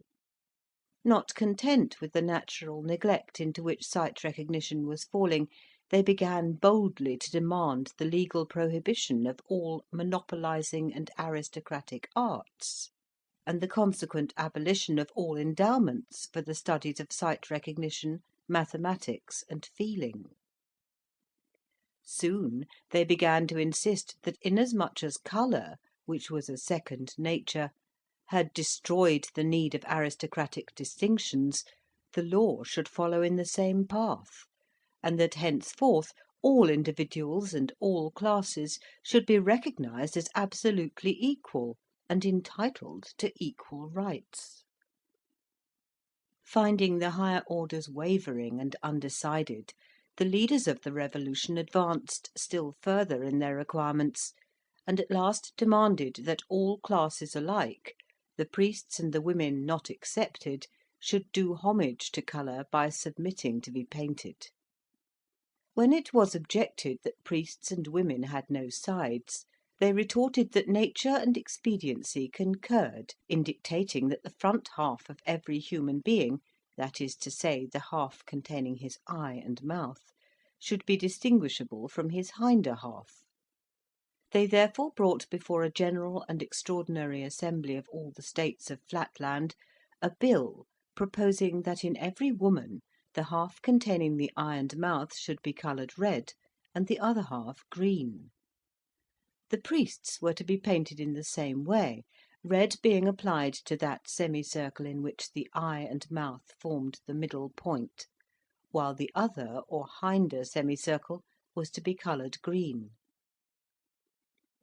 There was no little cunning in this proposal, which indeed emanated not from any isosceles, for no being so degraded would have had angularity enough to appreciate, much less to devise, such a model of statecraft, but from an irregular circle, who, instead of being destroyed in his childhood, was reserved by a foolish indulgence to bring desolation on his country and destruction on myriads of his followers.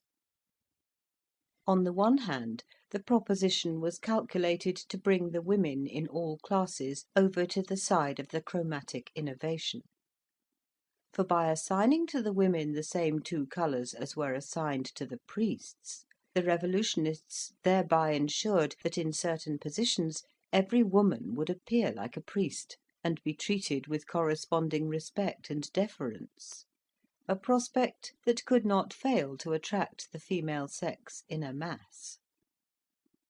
But by some of my readers the possibility of the identical appearance of priests and women under the new legislation may not be recognised. If so, a word or two will make it obvious. Imagine a woman duly decorated according to the new code, with the front half, i.e. the half containing eye and mouth, red, and with the hinder half green. Look at her from one side. Obviously you will see a straight line, half red, half green. Reader's note: the following paragraph makes reference to an accompanying diagram. The diagram shows a circle or priestly figure. If it is visualized as a clock face, 12 o'clock is marked M for the priest's mouth, 3 o'clock is marked B, and 9 o'clock is marked A. The diameter AB is drawn as a dotted line, and is extended outside the circle rightwards to a point which represents the position of the observer. Dotted lines are drawn downward and rightward from M towards this point, and upward and rightward from 6 o'clock to this point. A broad vertical line, CBD, is drawn between the dotted lines to indicate what the observer sees. CBD is bright at the centre and darkens sharply towards its ends. End of reader's note. Now imagine a priest whose mouth is at M and whose front semicircle, AMB, is consequently coloured red, while his hinder semicircle is green, so that the diameter AB divides the green from the red. If you contemplate the great man so as to have your eye in the same straight line as his dividing diameter, AB, what you will see will be a straight line, CBD, of which one half, CB, will be red, and the other, BD, green. The whole line, CD, will be rather shorter, perhaps, than that of a full-sized woman, and will shade off more rapidly towards its extremities, but the identity of the colours would give you an immediate impression of identity, if not class, making you neglectful of other details. Bear in mind the decay of sight recognition which threatened society at the time of the colour revolt.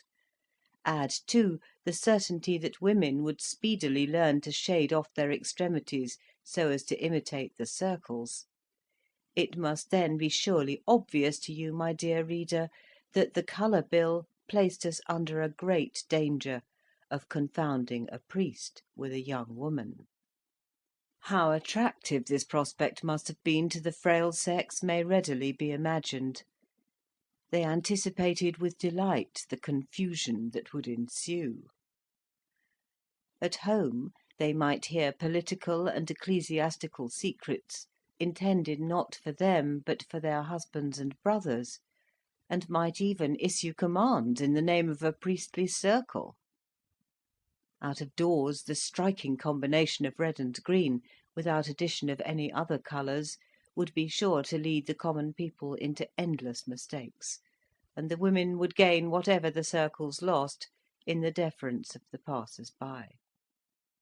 As for the scandal that would befall the circular class, if the frivolous and unseemly conduct of the women were imputed to them, and as to the consequent subversion of the constitution, the female sex could not be expected to give a thought to these considerations.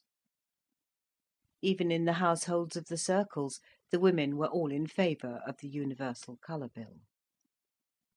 The second object aimed at by the bill was the gradual demoralisation of the circles themselves. In the general intellectual decay, they still preserved their pristine clearness and strength of understanding. From their earliest childhood, familiarised in their circular households with the total absence of colour, the nobles alone preserved the sacred art of sight recognition, with all the advantages that result from that admirable training of the intellect. Hence, up to the date of the introduction of the universal colour bill, the circles had not only held their own, but even increased their lead of other classes by abstinence from the popular fashion. Now, therefore, the artful irregular, whom I described above as the real author of this diabolical bill, determined at one blow to lower the status of the hierarchy, by forcing them to submit to the pollution of colour, and at the same time to destroy their domestic opportunities of training in the art of sight recognition, so as to enfeeble their intellects by depriving them of their pure and colourless homes. Once subjected to the chromatic taint, every parental and every childish circle would demoralise each other. Only in discerning between the father and the mother would the circular infant find problems for the exercise of its understanding, problems too often likely to be corrupted by maternal impostures, with the result of shaking the child's faith in all logical conclusions. Thus, by degrees, the intellectual lustre of the priestly order would wane, and the road would then lie open for a total destruction of all aristocratic legislature, and for the subversion of our privileged classes. Section 10. Of the suppression of the chromatic sedition. The agitation for the universal colour bill continued for 3 years, and up to the last moment of that period it seemed as though anarchy were destined to triumph. A whole army of polygons, who turned out to fight as private soldiers, was utterly annihilated by a superior force of isosceles triangles, the squares and pentagons meanwhile remaining neutral. Worse than all, some of the ablest circles fell a prey to conjugal fury. Infuriated by political animosity, the wives in many a noble household wearied their lords with prayers to give up their opposition to the Colour Bill; and some, finding their entreaties fruitless, fell on and slaughtered their innocent children and husbands, perishing themselves in the act of carnage. It is recorded that during that triennial agitation no less than 23 circles perished in domestic discord. Great indeed was the peril. It seemed as though the priests had no choice between submission and extermination, when suddenly the course of events was completely changed by one of those picturesque incidents which statesmen ought never to neglect, often to anticipate, and sometimes perhaps to originate, because of the absurdly disproportionate power with which they appeal to the sympathies of the populace. It happened that an isosceles of a low type, with a brain little if at all above 4 degrees, accidentally dabbling in the colours of some tradesman whose shop he had plundered, painted himself, or caused himself to be painted, for the story varies, with the 12 colours of a dodecahedron. Going into the market-place, he accosted in a feigned voice a maiden, the orphan daughter of a noble polygon, whose affection in former days he had sought in vain, and by a series of deceptions, aided on the one side by a string of lucky accidents too long to relate, and on the other by an almost inconceivable fatuity and neglect of ordinary precautions on the part of the relations of the bride, he succeeded in consummating the marriage. The unhappy girl committed suicide on discovering the fraud to which she had been subjected. When the news of this catastrophe spread from state to state, the minds of the women were violently agitated. Sympathy with the miserable victim, and anticipations of similar deceptions for themselves, their sisters, and their daughters, made them now regard the Colour Bill in an entirely new aspect.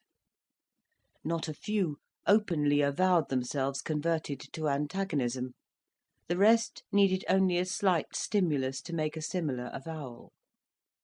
Seizing this favourable opportunity, the circles hastily convened an extraordinary assembly of the States, and besides the usual guard of convicts, they secured the attendance of a large number of reactionary women. Amidst an unprecedented concourse, the chief circle of those days, by name Pantocyclus, arose to find himself hissed and hooted by 120,000 isosceles. But he secured silence by declaring that henceforth the circles would enter on a policy of concession. Yielding to the wishes of the majority, they would accept the Colour Bill. The uproar being at once converted to applause, he invited Chromatistes, the leader of the sedition, into the centre of the hall, to receive, in the name of his followers, the submission of the hierarchy. Then followed a speech, a masterpiece of rhetoric, which occupied nearly a day in the delivery, and to which no summary can do justice. With a grave appearance of impartiality, he declared that as they were now finally committing themselves to reform or innovation, it was desirable that they should take one last view of the perimeter of the whole subject, its defects as well as its advantages. Gradually introducing the mention of the dangers to the tradesmen, the professional classes, and the gentlemen, he silenced the rising murmurs of the isosceles by reminding them that, in spite of all these defects, he was willing to accept the bill if it was approved by the majority. But it was manifest that all, except the isosceles, were moved by his words, and were either neutral or averse to the bill. Turning now to the workmen, he asserted that their interests must not be neglected, and that, if they intended to accept the Colour Bill, they ought at least to do so with a full view of the consequences. Many of them, he said, were on the point of being admitted to the class of the regular triangles. Others anticipated for their children a distinction they could not hope for themselves. That honourable ambition would now have to be sacrificed. With the universal adoption of colour, all distinctions would cease. Regularity would be confused with irregularity. Development would give place to retrogression. The workman would, in a few generations, be degraded to the level of the military or even the convict class. Political power would be in the hands of the greatest number, that is to say, the criminal classes, who were already more numerous than the workmen, and would soon outnumber all the other classes put together, when the usual compensative laws of nature were violated. A subdued murmur of assent ran through the ranks of the artisans, and Chromatistes, in alarm, attempted to step forward and address them. But he found himself encompassed with guards, and forced to remain silent, while the chief circle, in a few impassioned words, made a final appeal to the women, exclaiming that, if the Colour Bill passed, no marriage would henceforth be safe, no woman's honour secure. Fraud, deception, hypocrisy would pervade every household. Domestic bliss would share the fate of the constitution, and pass to speedy perdition. Sooner than this, he cried, come death.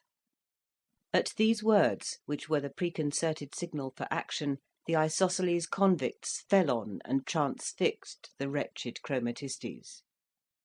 The regular classes, opening their ranks, made way for a band of women, who, under direction of the circles, moved, back foremost, invisibly and unerringly, upon the unconscious soldiers. The artisans, imitating the example of their betters, also opened their ranks. Meantime, bands of convicts occupied every entrance with an impenetrable phalanx. The battle, or rather carnage, was of short duration. Under the skilful generalship of the circles, almost every woman's charge was fatal, and very many extracted their sting uninjured, ready for a second slaughter. But no second blow was needed. The rabble of the isosceles did the rest of the business for themselves. Surprised, leaderless, attacked in front by invisible foes, and finding egress cut off by the convicts behind them, they at once, after their manner, lost all presence of mind, and raised the cry of treachery. This sealed their fate. Every isosceles now saw and felt a foe in every other. In half an hour not one of that vast multitude was living, and the fragments of 700,000 of the criminal class, slain by one another's angles, attested the triumph of order. The circles delayed not to push their victory to the uttermost. The working men they spared but decimated. The militia of the equilaterals was at once called out, and every triangle suspected of irregularity on reasonable grounds was destroyed by court-martial, without the formality of exact measurement by the social board. The homes of the military and artisan classes were inspected in a course of visitations extending through upwards of a year; and during that period every town, village, and hamlet was systematically purged of that excess of the lower orders which had been brought about by the neglect to pay the tribute of criminals to the schools and university, and by the violation of other natural laws of the constitution of Flatland. Thus the balance of classes was again restored. Needless to say that henceforth the use of colour was abolished, and its possession prohibited. Even the utterance of any word denoting colour, except by the circles or by qualified scientific teachers, was punished by a severe penalty.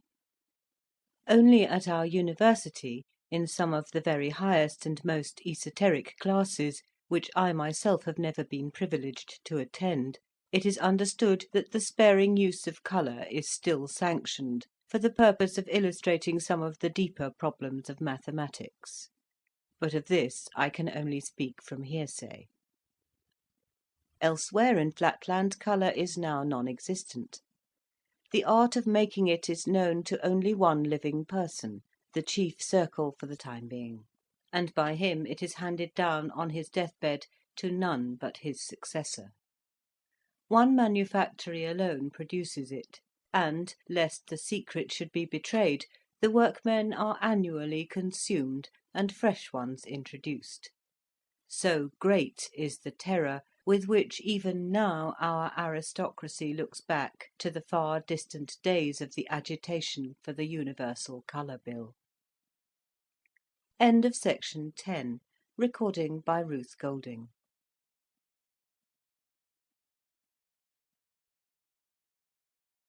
Part 1, Sections 11 and 12 of Flatland. Recording by Ruth Golding. Flatland, A Romance of Many Dimensions, by Edwin Abbott Abbott. Part 1, Section 11, Concerning Our Priests.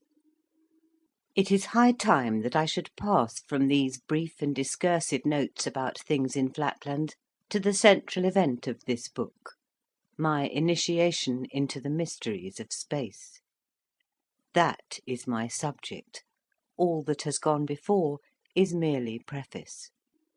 For this reason, I must omit many matters of which the explanation would not, I flatter myself, be without interest for my readers; as, for example, our method of propelling and stopping ourselves, although destitute of feet; the means by which we give fixity to structures of wood, stone, or brick, although of course we have no hands, nor can we lay foundations as you can, nor avail ourselves of the lateral pressure of the earth; the manner in which the rain originates in the intervals between our various zones, so that the northern regions do not intercept the moisture from falling on the southern; the nature of our hills and mines, our trees and vegetables, our seasons and harvests; our alphabet and method of writing adapted to our linear tablets.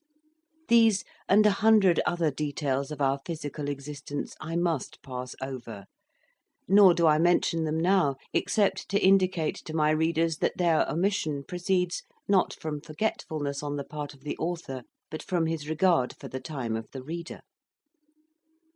Yet before I proceed to my legitimate subject, some few final remarks will no doubt be expected by my readers upon those pillars and mainstays of the constitution of Flatland, the controllers of our conduct and shapers of our destiny, the objects of universal homage and almost of adoration.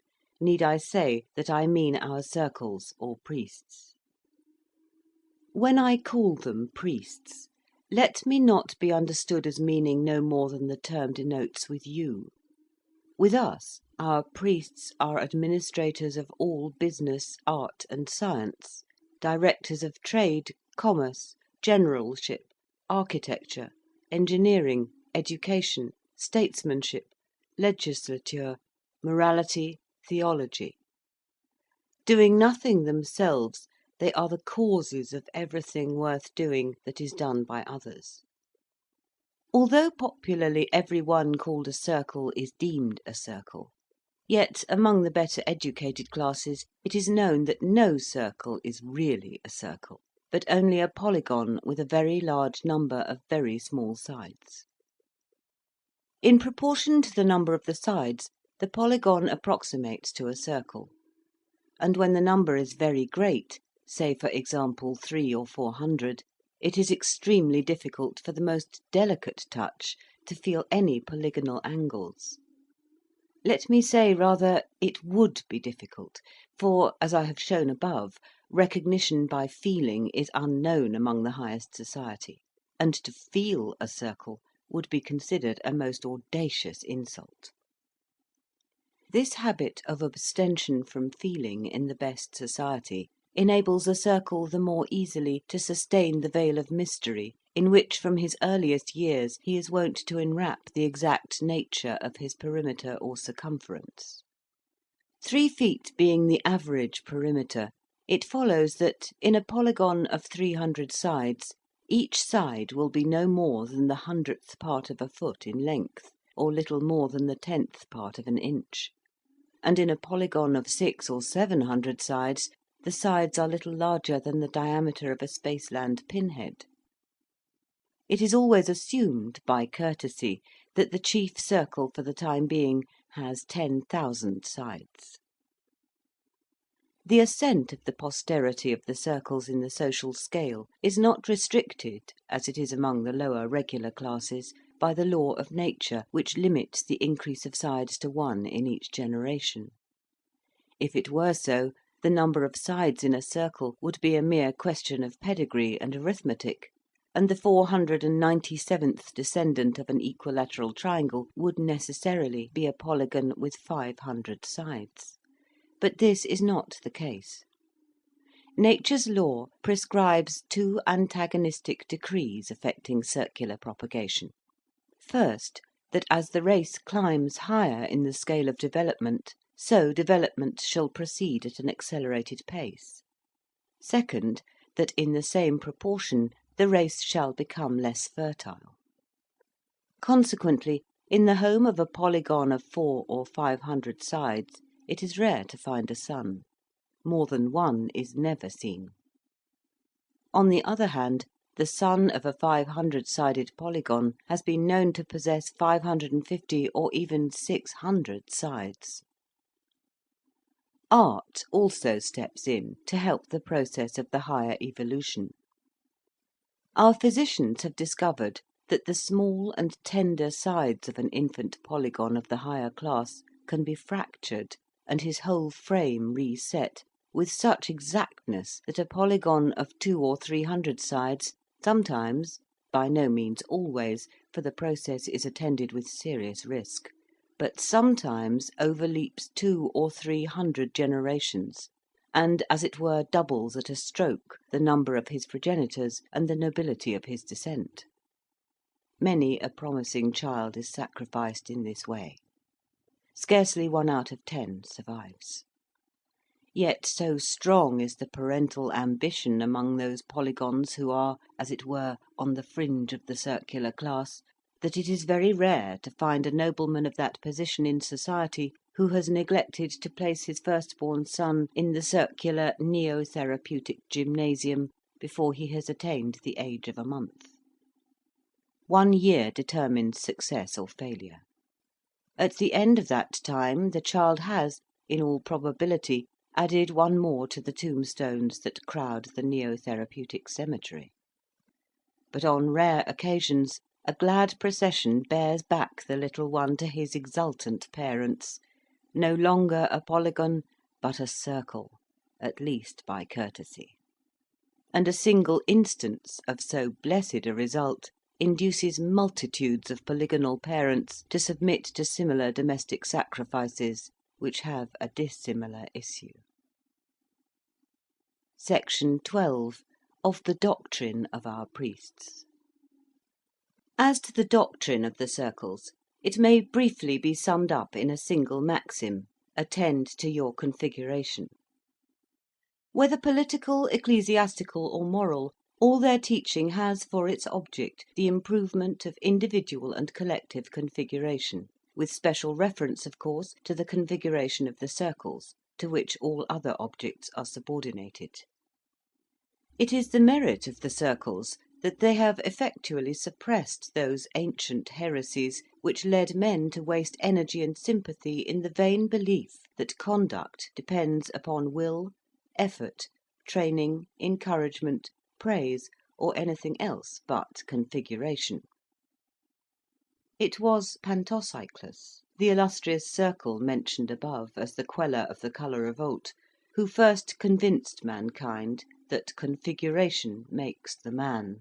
That if, for example, you are born an isosceles with 2 uneven sides, you will assuredly go wrong unless you have them made even, for which purpose you must go to the isosceles hospital.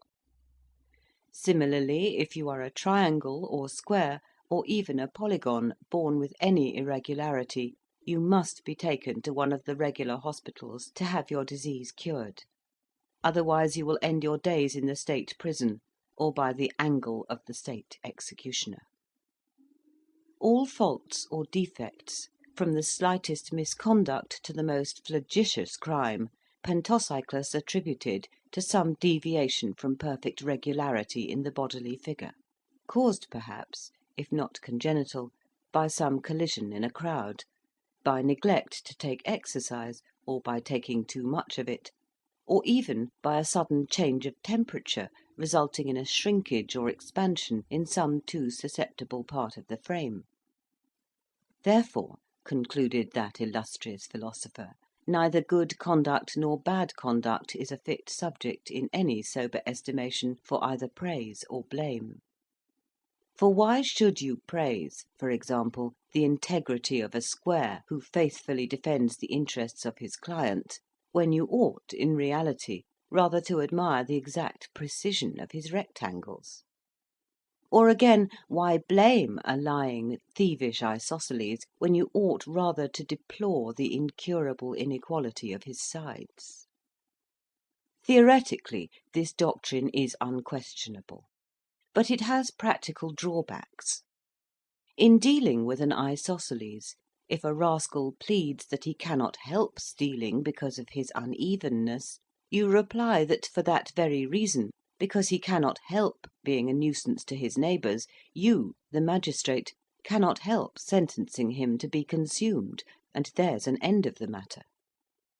But in little domestic difficulties, where the penalty of consumption or death is out of the question, this theory of configuration sometimes comes in awkwardly; and I must confess that occasionally, when one of my own hexagonal grandsons pleads, as an excuse for his disobedience, that a sudden change of the temperature has been too much for his perimeter, and that I ought to lay the blame not on him but on his configuration, which can only be strengthened by abundance of the choicest sweetmeats, I neither see my way logically to reject, nor practically to accept, his conclusions.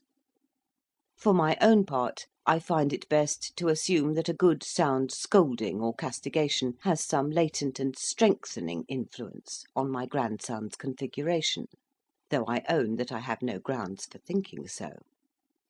At all events, I am not alone in my way of extricating myself from this dilemma, for I find that many of the highest circles, sitting as judges in law courts, use praise and blame towards regular and irregular figures; and in their homes I know by experience that, when scolding their children, they speak about right or wrong as vehemently and passionately as if they believed that these names represented real existences, and that a human figure is really capable of choosing between them. Consistently carrying out their policy of making configuration the leading idea in every mind, the circles reverse the nature of that commandment which in Spaceland regulates the relations between parents and children. With you, children are taught to honour their parents. With us, next to the circles, who are the chief object of universal homage, a man is taught to honour his grandson, if he has one, or if not, his son. By honour, however, is by no means meant indulgence, but a reverent regard for their highest interests. And the circles teach that the duty of fathers is to subordinate their own interests to those of posterity, thereby advancing the welfare of the whole state, as well as that of their own immediate descendants. The weak point in the system of the circles, if a humble square may venture to speak of anything circular as containing any element of weakness, appears to me to be found in their relations with women. As it is of the utmost importance for society that irregular births should be discouraged, it follows that no woman who has any irregularities in her ancestry is a fit partner for one who desires that his posterity should rise by regular degrees in the social scale. Now, the irregularity of a male is a matter of measurement, but as all women are straight, and therefore visibly regular, so to speak, one has to devise some other means of ascertaining what I may call their invisible irregularity. That is to say, their potential irregularities as regards possible offspring. This is effected by carefully kept pedigrees, which are preserved and supervised by the state, and without a certified pedigree no woman is allowed to marry. Now it might have been supposed that a circle, proud of his ancestry and regardful for a posterity which might possibly issue hereafter in a chief circle, would be more careful than any other to choose a wife who had no blot on her escutcheon. But it is not so. The care in choosing a regular wife appears to diminish as one rises in the social scale. Nothing would induce an aspiring isosceles, who had hopes of generating an equilateral son, to take a wife who reckoned a single irregularity among her ancestors. A square or pentagon, who is confident that his family is steadily on the rise, does not inquire above the 500th generation. A hexagon or dodecahedron is even more careless of the wife's pedigree. But a circle has been known deliberately to take a wife who has had an irregular great-grandfather, and all because of some slight superiority of lustre, or because of the charms of a low voice, which, with us, even more than with you, is thought an excellent thing in woman. Such ill-judged marriages are, as might be expected, barren, if they do not result in positive irregularity or in diminution of sides. But none of these evils have hitherto proved sufficiently deterrent. The loss of a few sides in a highly developed polygon is not easily noticed, and is sometimes compensated by a successful operation in the neo-therapeutic gymnasium, as I have described above. And the circles are too much disposed to acquiesce in infecundity as a law of the superior development.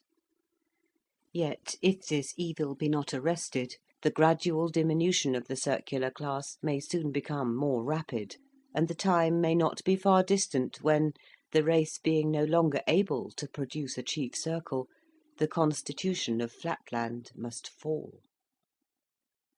One other word of warning suggests itself to me, though I cannot so easily mention a remedy, and this also refers to our relations with women.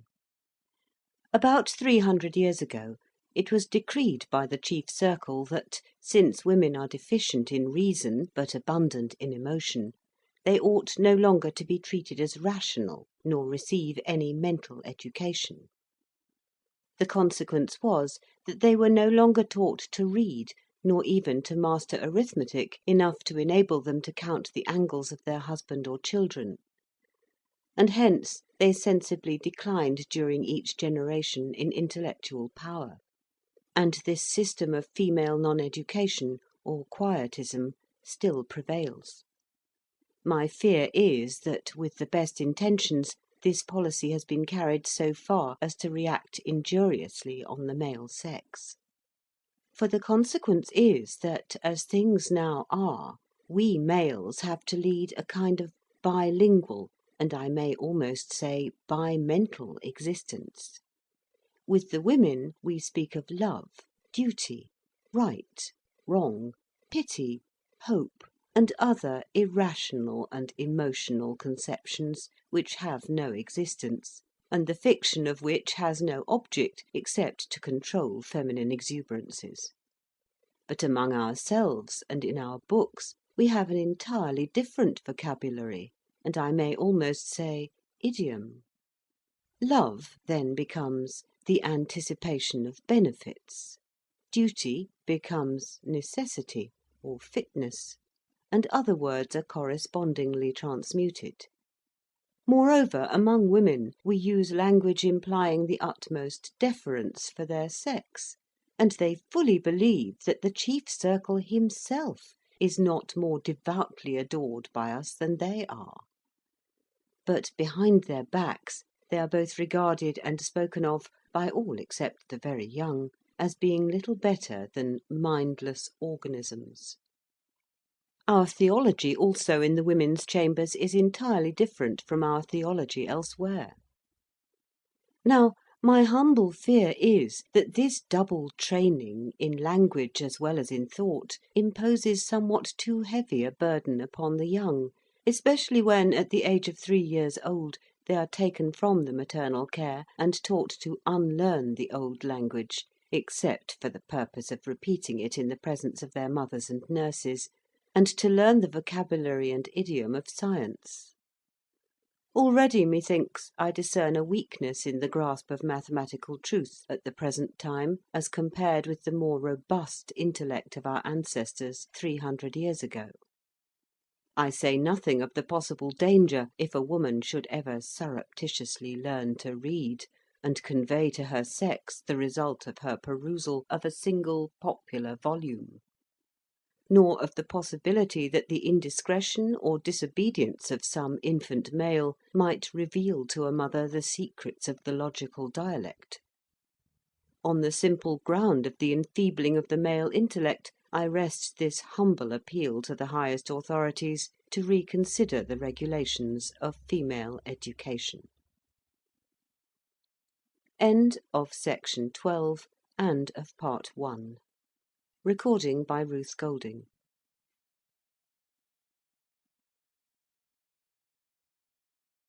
Part 2, sections 13 and 14 of Flatland. Recording by Ruth Golding. Flatland, a romance of many dimensions by Edwin Abbott Abbott. Part 2. Other worlds. O brave new worlds that have such people in them. Section 13. How I had a vision of Lineland. It was the last day but one of the 1999th year of our era, and the first day of the long vacation.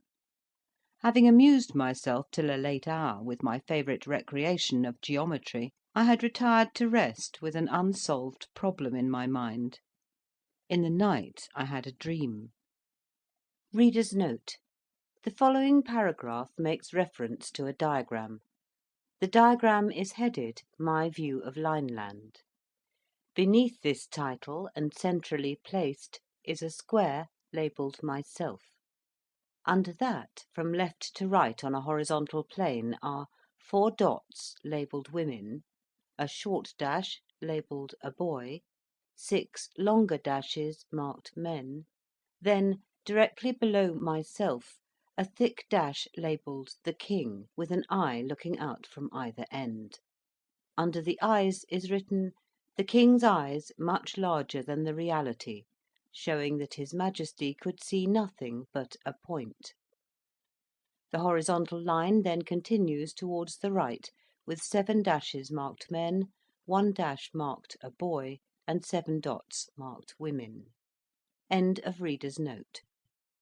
I saw before me a vast multitude of small straight lines, which I naturally assumed to be women, interspersed with other beings still smaller and of the nature of lustrous points, all moving to and fro in one and the same straight line, and, as nearly as I could judge, with the same velocity.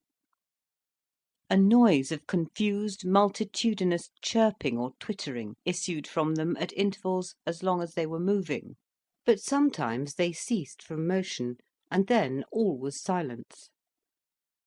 Approaching one of the largest of what I thought to be women, I accosted her, but received no answer.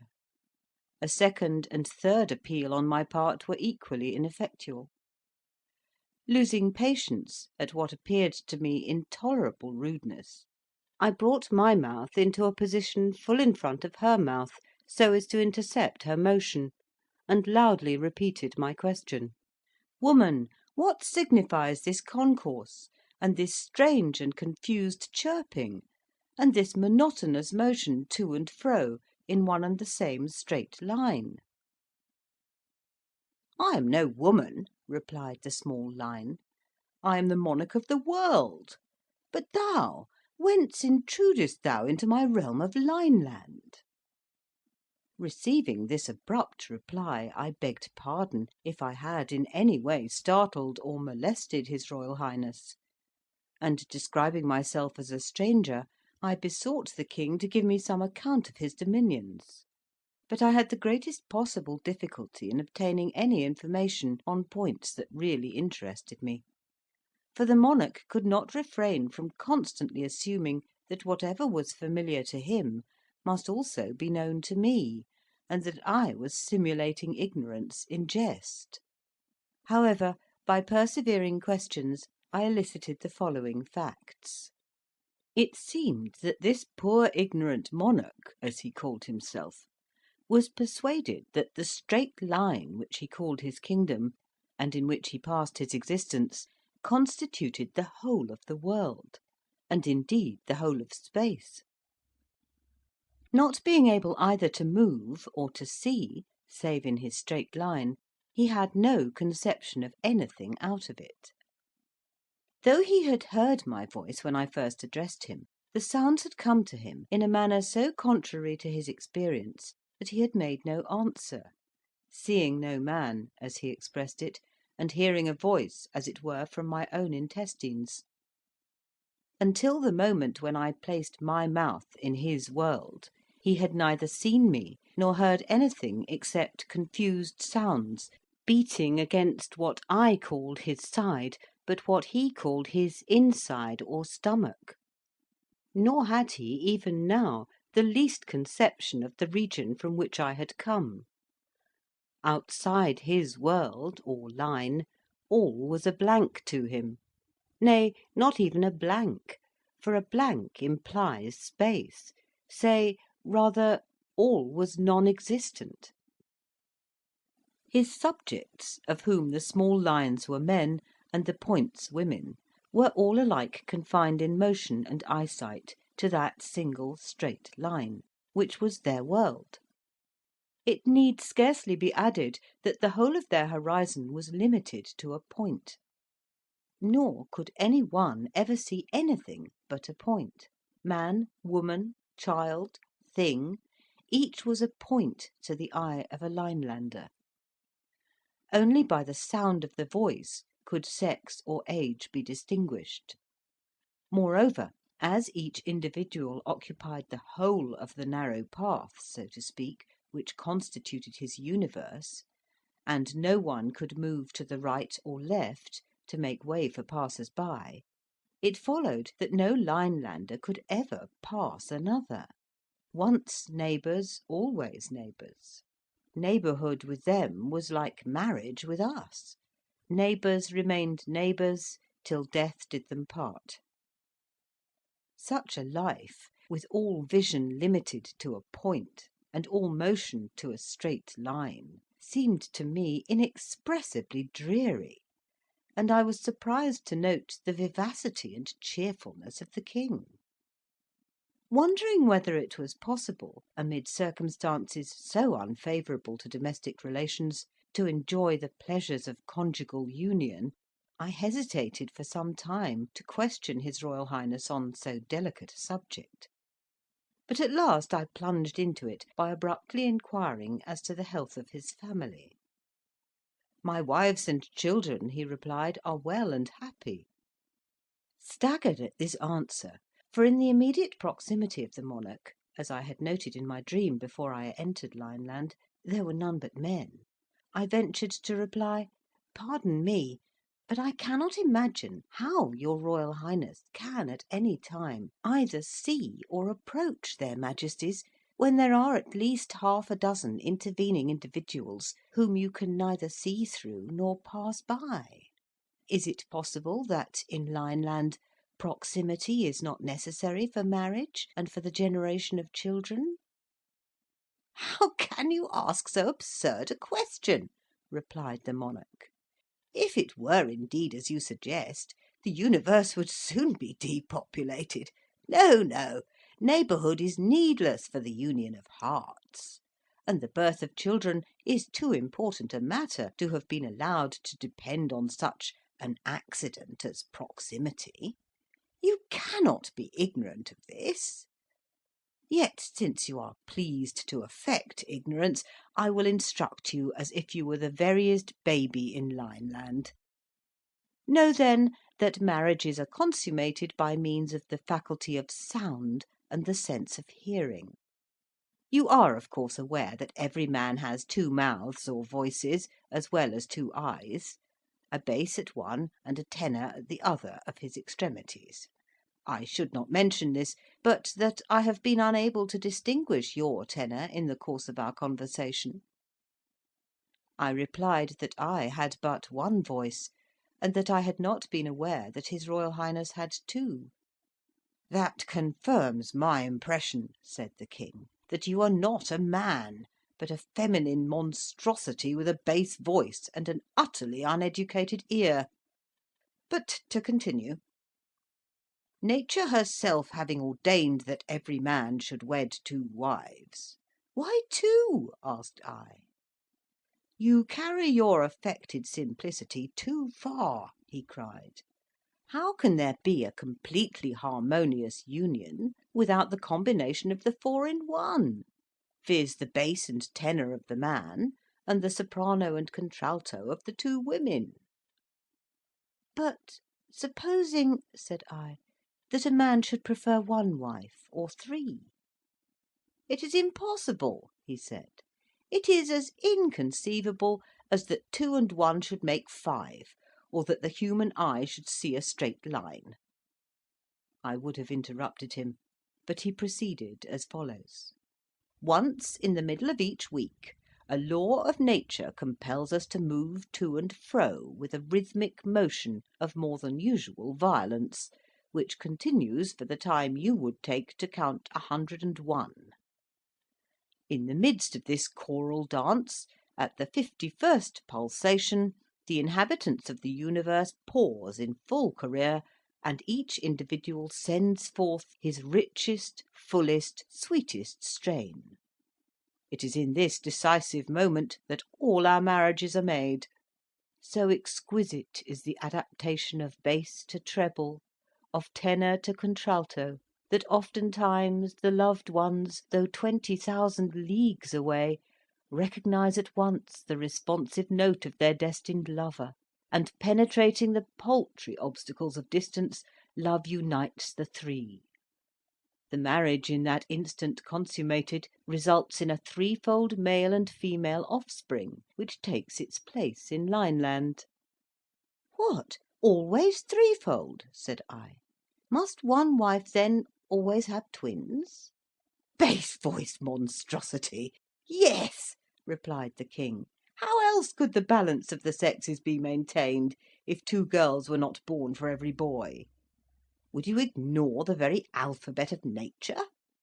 He ceased, speechless for fury, and some time elapsed before I could induce him to resume his narrative. "You will not, of course, suppose that every bachelor among us finds his mates at the first wooing in this universal marriage chorus. On the contrary, the process is by most of us many times repeated. Few are the hearts whose happy lot it is at once to recognise in each other's voices the partner intended for them by Providence, and to fly into a reciprocal and perfectly harmonious embrace. With most of us the courtship is of long duration. The wooers' voices may perhaps accord with one of the future wives, but not with both, or not at first with either, or the soprano and contralto may not quite harmonise. In such cases nature has provided that every weekly chorus shall bring the three lovers into closer harmony. Each trial of voice, each fresh discovery of discord, almost imperceptibly induces the less perfect to modify his or her vocal utterance, so as to approximate to the more perfect; and after many trials and many approximations, the result is at last achieved. There comes a day at last when, while the wonted marriage chorus goes forth from universal Lineland, the three far off lovers suddenly find themselves in exact harmony, and before they are aware, the wedded triplet is wrapped vocally into a duplicate embrace, and nature rejoices over one more marriage and over three more births. Section 14. How I vainly tried to explain the nature of Flatland. Thinking that it was time to bring down the monarch from his raptures to the level of common sense, I determined to endeavour to open up to him some glimpses of the truth, that is to say, of the nature of things in Flatland. So I began thus: "How does your Royal Highness distinguish the shapes and positions of his subjects? I, for my part, noticed by the sense of sight, before I entered your kingdom, that some of your people are lines and others points, and that some of the lines are larger—" "You speak of an impossibility," interrupted the King. "You must have seen a vision; for to detect the difference between a line and a point by the sense of sight is, as every one knows, in the nature of things, impossible. But it can be detected by the sense of hearing, and by the same means my shape can be exactly ascertained.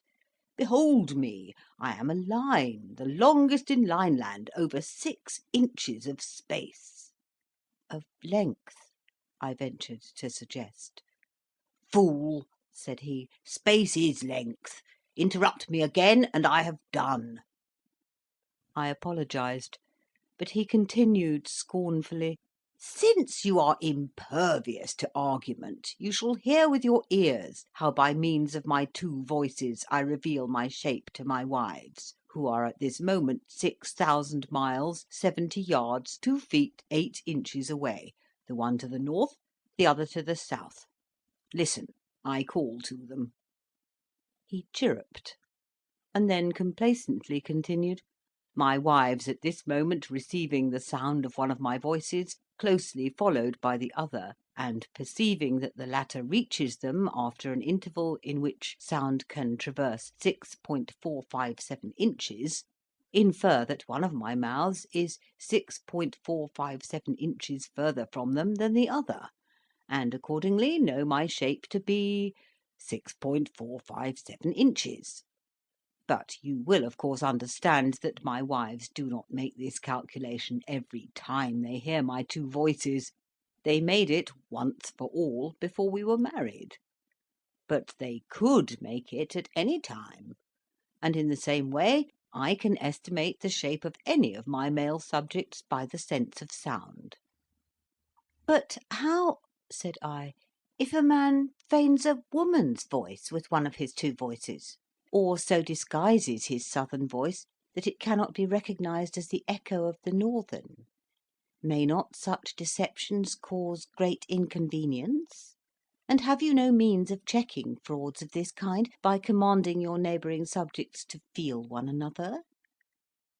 This, of course, was a very stupid question, for feeling could not have answered the purpose, but I asked with the view of irritating the monarch, and I succeeded perfectly. "What!" cried he, in horror. "Explain your meaning."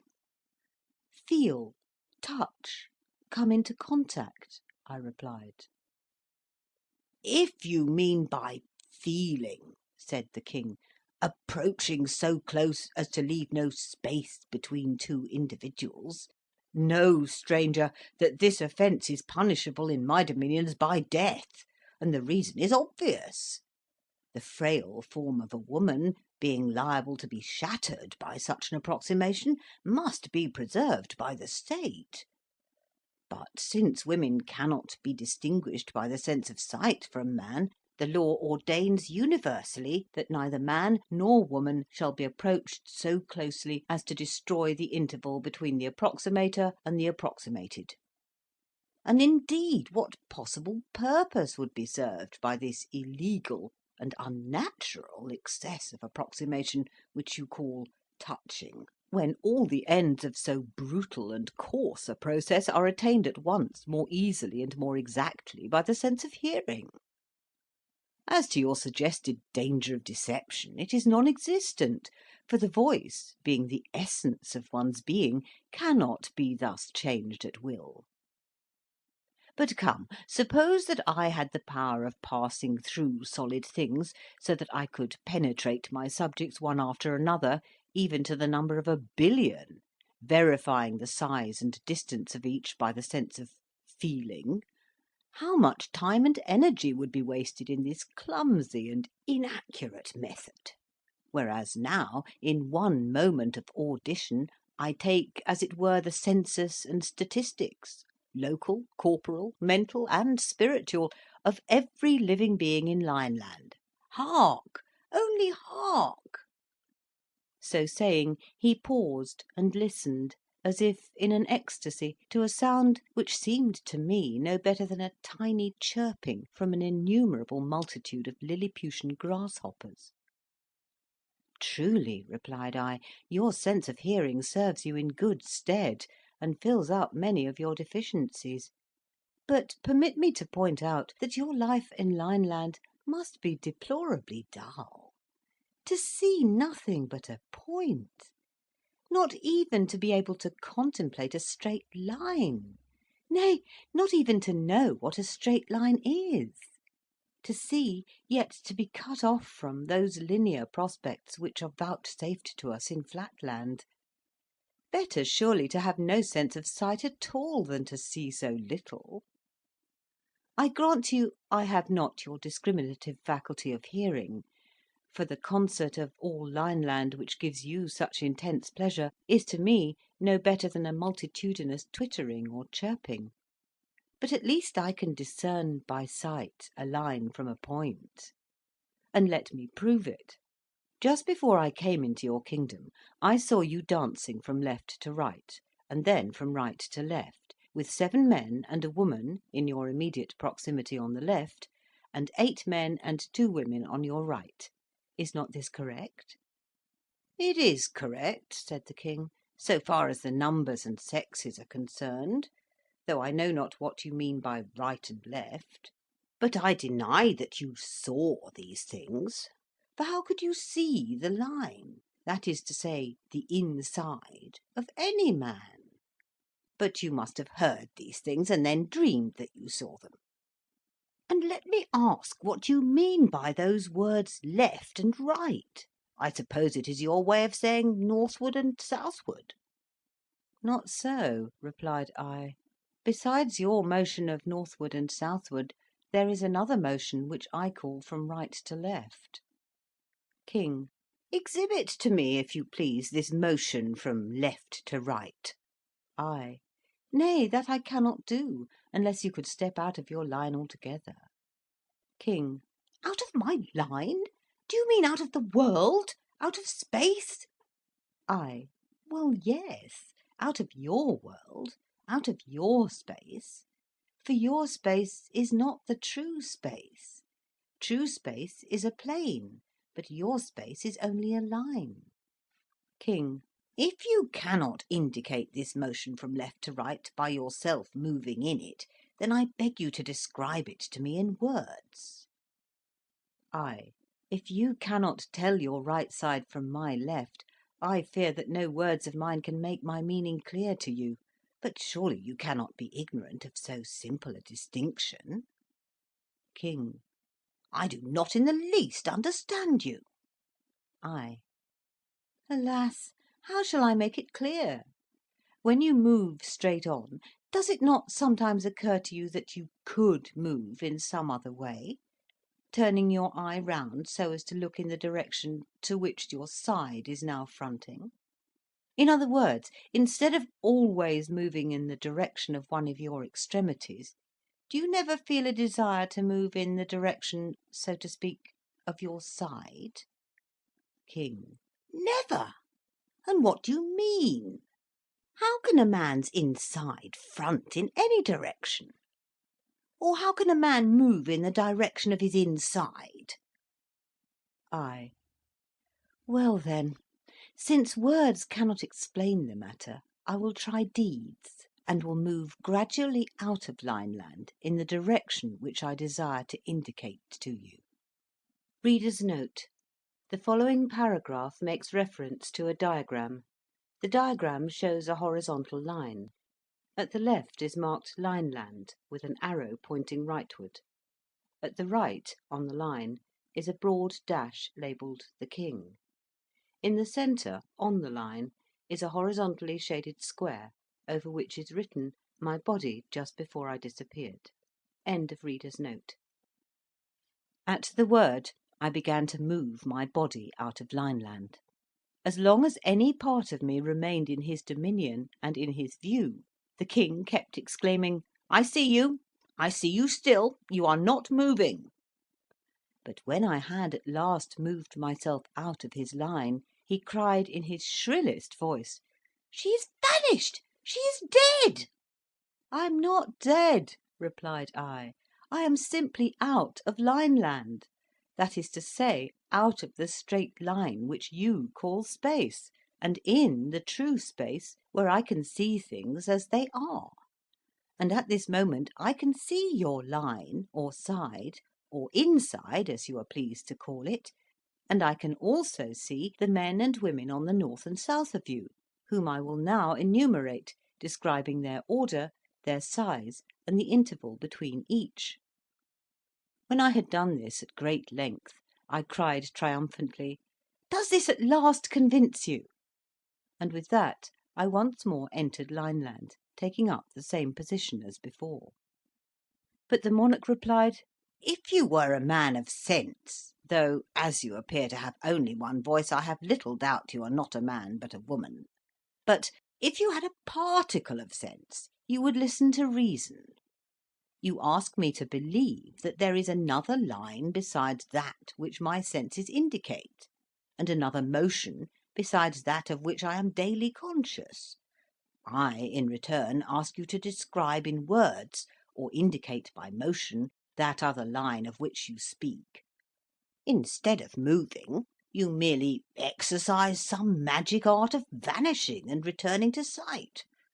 And instead of any lucid description of your new world, you simply tell me the numbers and sizes of some 40 of my retinue, facts known to any child in my capital.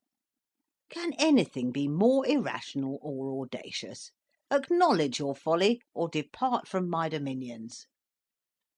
Furious at his perversity, and especially indignant that he professed to be ignorant of my sex, I retorted in no measured terms, "Besotted being! You think yourself the perfection of existence, while you are in reality the most imperfect and imbecile. You profess to see, whereas you can see nothing but a point. You plume yourself on inferring the existence of a straight line, but I can see straight lines, and infer the existence of angles, triangles, squares, pentagons, hexagons, and even circles. Why waste more words? Suffice it that I am the completion of your incomplete self. You are a line, but I am a line of lines, called in my country a square; and even I, infinitely superior though I am to you, am of little account among the great nobles of Flatland, whence I have come to visit you, in the hope of enlightening your ignorance." Hearing these words, the king advanced towards me with a menacing cry, as if to pierce me through the diagonal; and in that same moment there arose from myriads of his subjects a multitudinous war cry, increasing in vehemence, till at last methought it rivalled the roar of an army of 100,000 isosceles, and the artillery of 1,000 pentagons.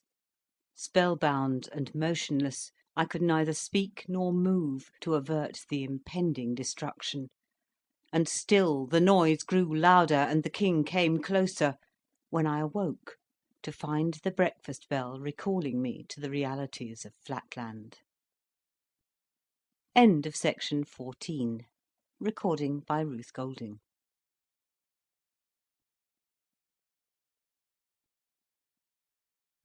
Part 2, sections 15 to 17 of Flatland. Recording by Ruth Golding.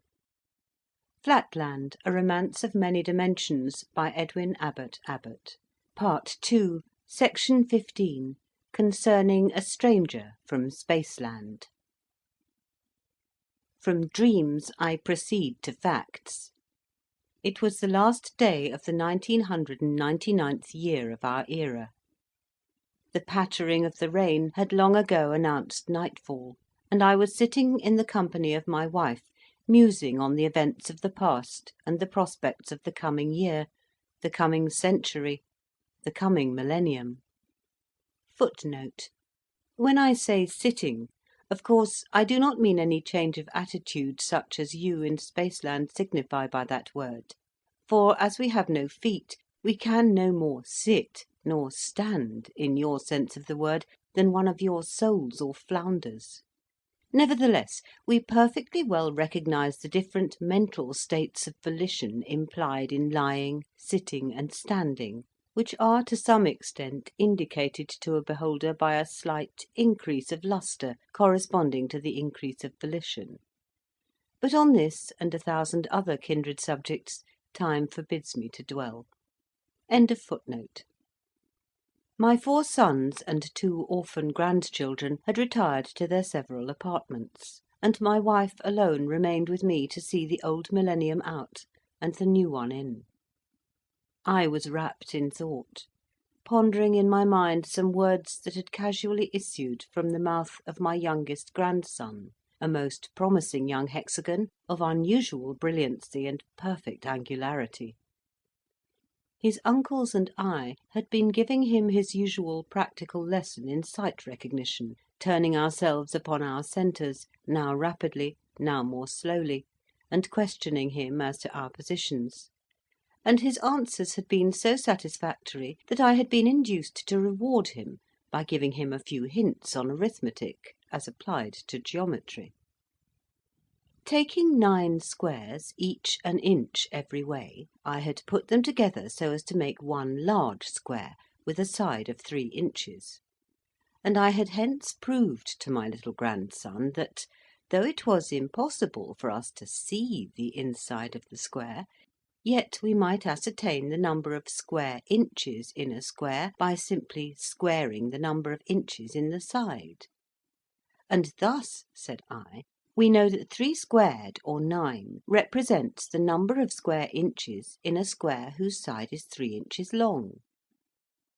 The little hexagon meditated on this a while, and then said to me, "But you have been teaching me to raise numbers to the 3rd power. I suppose 3 cubed must mean something in geometry. What does it mean?" "Nothing at all," replied I, "not at least in geometry, for geometry has only 2 dimensions."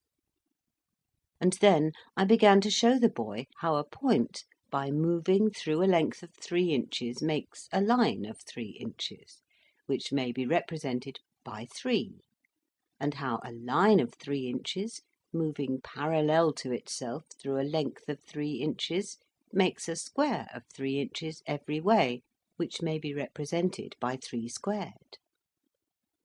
Upon this, my grandson, again returning to his former suggestion, took me up rather suddenly, and exclaimed, "Well, then, if a point, by moving 3 inches, makes a line of 3 inches represented by 3, and if a straight line of 3 inches, moving parallel to itself, makes a square of 3 inches every way, represented by 3 squared, it must be that a square of 3 inches every way, moving somehow parallel to itself, but I don't see how, must make a something else, but I don't see what, of 3 inches every way, and this must be represented by 3 cubed." "Go to bed," said I, a little ruffled by his interruption. "If you would talk less nonsense, you would remember more sense." So my grandson had disappeared in disgrace, and there I sat by my wife's side, endeavouring to form a retrospect of the year 1999, and of the possibilities of the year 2000, but not quite able to shake off the thoughts suggested by the prattle of my bright little hexagon. Only a few sands now remained in the half-hour glass. Rousing myself from my reverie, I turned the glass northward for the last time in the old millennium, and in the act I exclaimed aloud, "The boy is a fool!" Straightway I became conscious of a presence in the room, and a chilling breath thrilled through my very being. "He is no such thing!" cried my wife, "and you are breaking the commandments in thus dishonouring your own grandson." But I took no notice of her.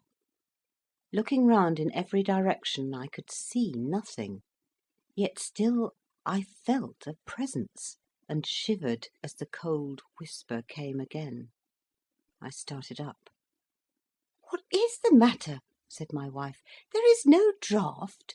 What are you looking for? There is nothing." There was nothing, and I resumed my seat, again exclaiming, "The boy is a fool, I say. 3 cubed can have no meaning in geometry." At once there came a distinctly audible reply. "The boy is not a fool, and 3 cubed has an obvious geometrical meaning." My wife, as well as myself, heard the words, although she did not understand their meaning, and both of us sprang forward in the direction of the sound. What was our horror when we saw before us a figure! At the first glance it appeared to be a woman seen sideways, but a moment's observation showed me that the extremities passed into dimness too rapidly to represent one of the female sex, and I should have thought it a circle, only that it seemed to change its size in a manner impossible for a circle, or for any irregular figure of which I had had experience.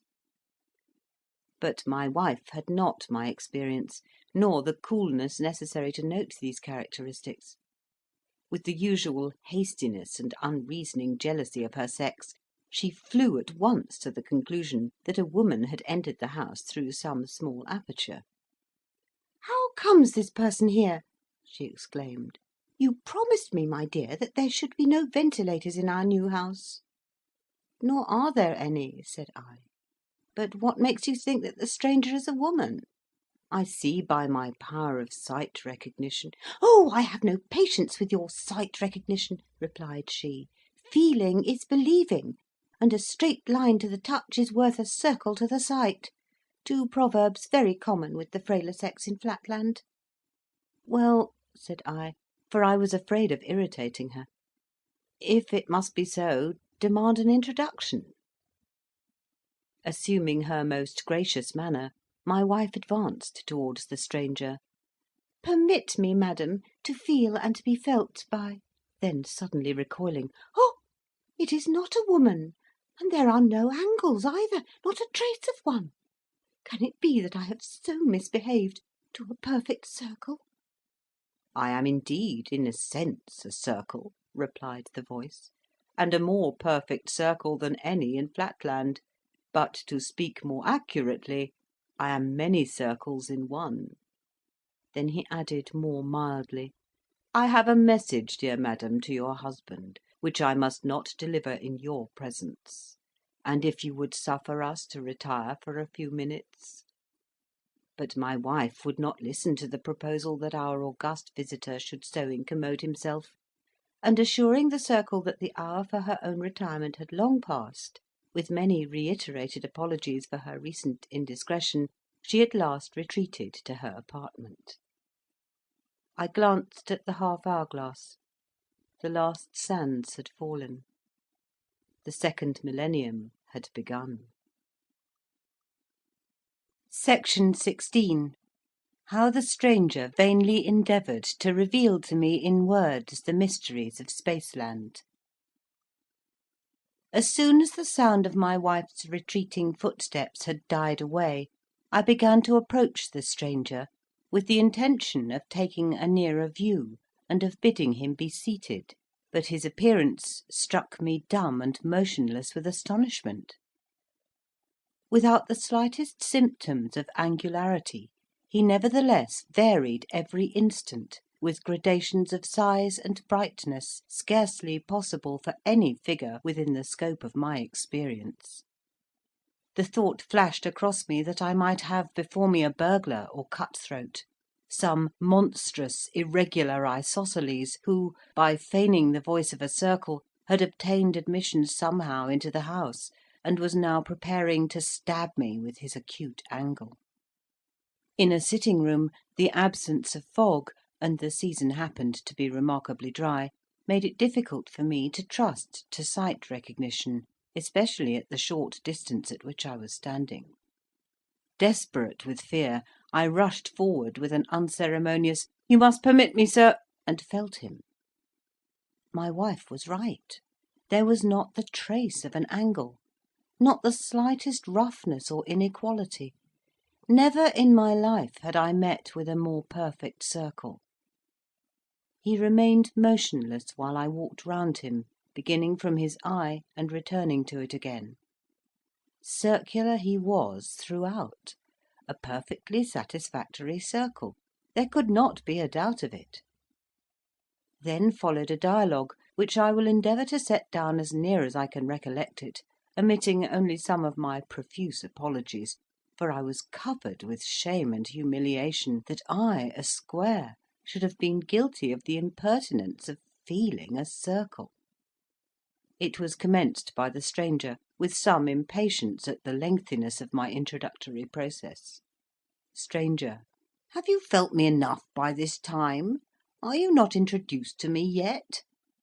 I: Most illustrious sir, excuse my awkwardness, which arises not from ignorance of the usages of polite society, but from a little surprise and nervousness consequent on this somewhat unexpected visit, and I beseech you to reveal my indiscretion to no one, and especially not to my wife.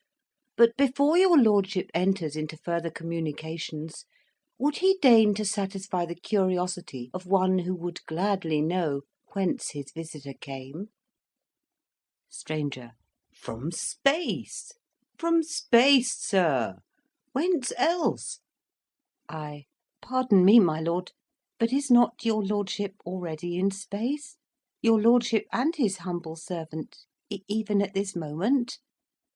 Stranger: Pooh! What do you know of space? Define space.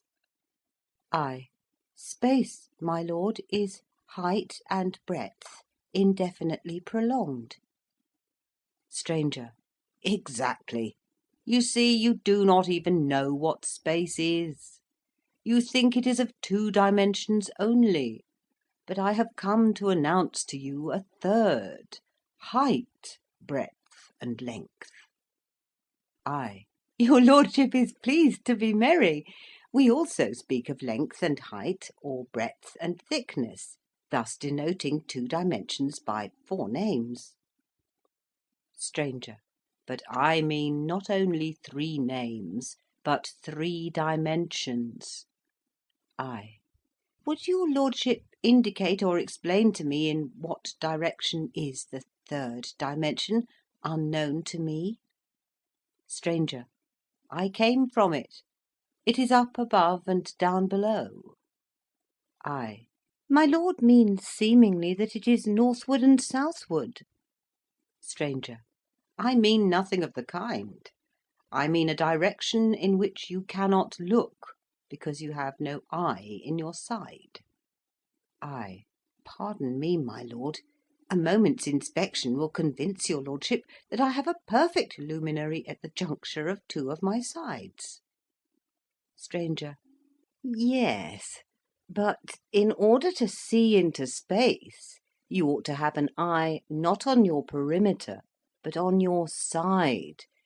That is, on what you would probably call your inside, but we in Spaceland should call it your side. I: An eye in my inside? An eye in my stomach? Your lordship jests. Stranger: I am in no jesting humour.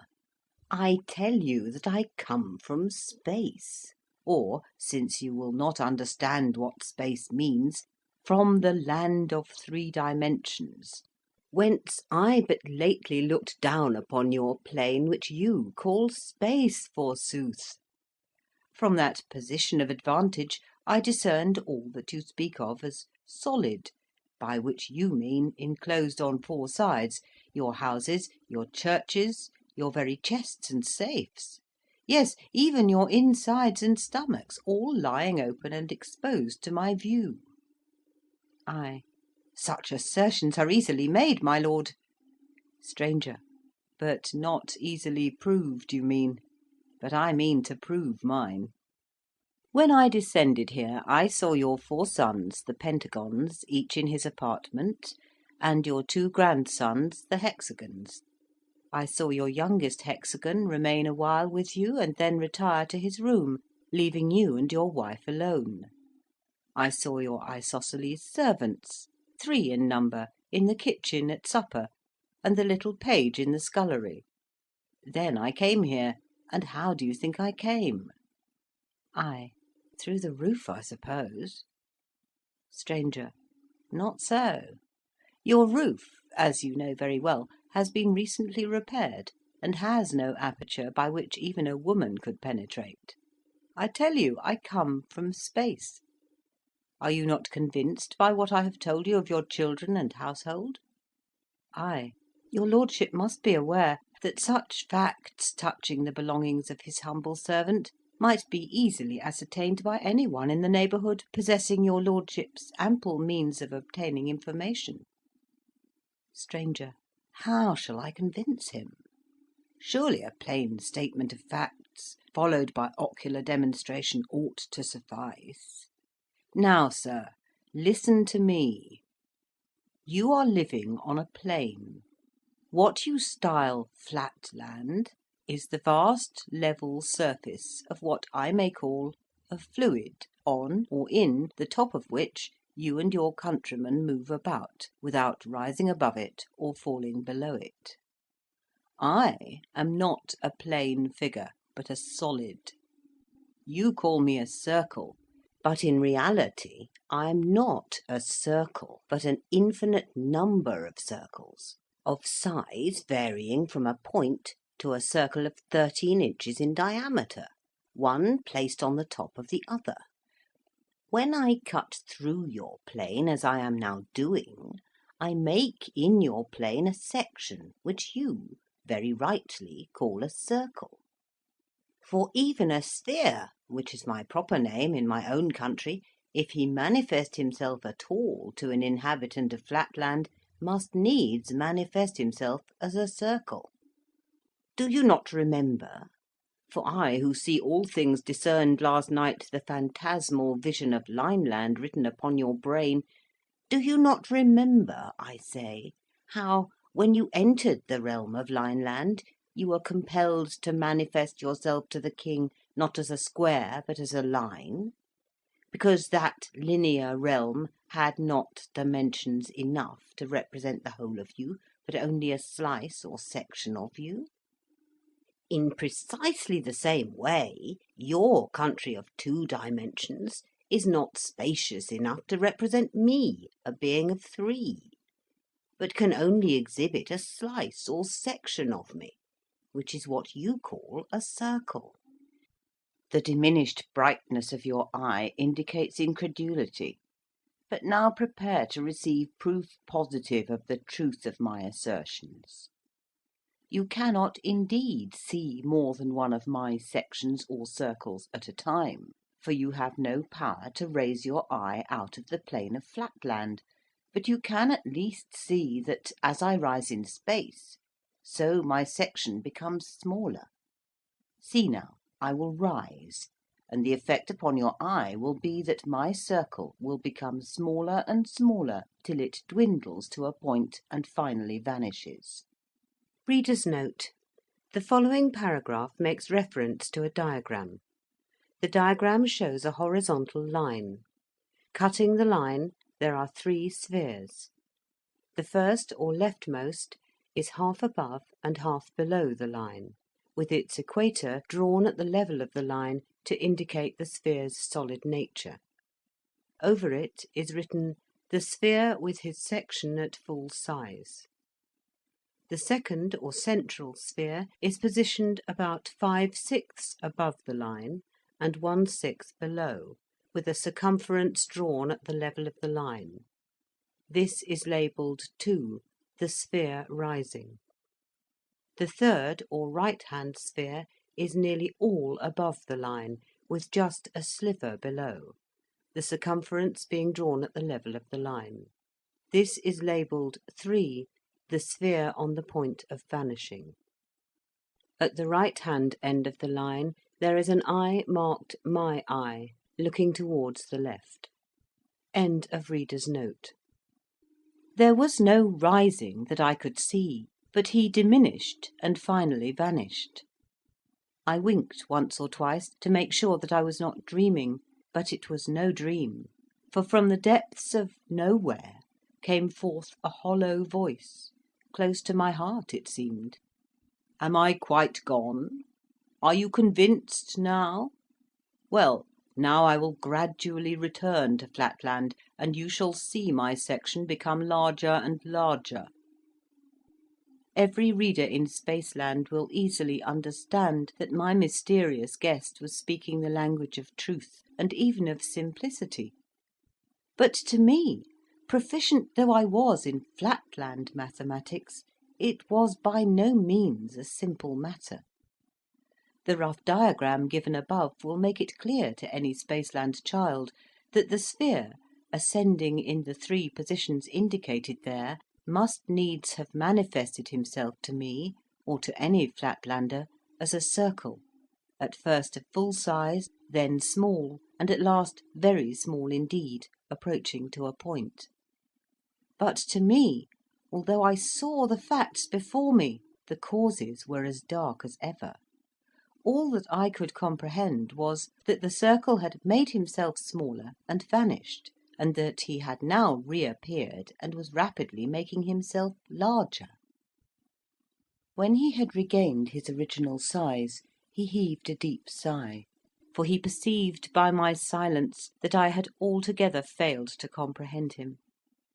And indeed I was now inclining to the belief that he must be no circle at all, but some extremely clever juggler; or else that the old wives' tales were true, and that after all there were such people as enchanters and magicians. After a long pause he muttered to himself, "One resource alone remains if I am not to resort to action. I must try the method of analogy." Then followed a still longer silence, after which he continued our dialogue. Sphere. Tell me, Mr. Mathematician, if a point moves northward and leaves a luminous wake, what name would you give to the wake? I. A straight line. Sphere. And a straight line has how many extremities? I. 2. Sphere. Now conceive the northward straight line moving parallel to itself, east and west, so that every point in it leaves behind it the wake of a straight line. What name will you give to the figure thereby formed? We will suppose that it moves through a distance equal to the original straight line. What name, I say? I. A square. Sphere. And how many sides has a square, and how many angles? I. 4 sides and 4 angles. Sphere. Now stretch your imagination a little, and conceive a square in Flatland moving parallel to itself upward. I. What? Northward? Sphere. No, not northward, upward. Out of Flatland altogether. If it moved northward, the southern points in the square would have to move through the positions previously occupied by the northern points, but that is not my meaning. I mean that every point in you, for you are a square and will serve the purpose of my illustration, every point in you, that is to say in what you call your inside, is to pass upwards through space in such a way that no point shall pass through the position previously occupied by any other point, but each point shall describe a straight line of its own. This is all in accordance with analogy. Surely it must be clear to you? Restraining my impatience, for I was now under a strong temptation to rush blindly at my visitor, and to precipitate him into space, or out of Flatland, anywhere, so that I could get rid of him, I replied, "And what may be the nature of the figure which I am to shape out by this motion, which you are pleased to denote by the word upward?" I presume it is describable in the language of Flatland? Sphere. Oh, certainly. It is all plain and simple, and in strict accordance with analogy.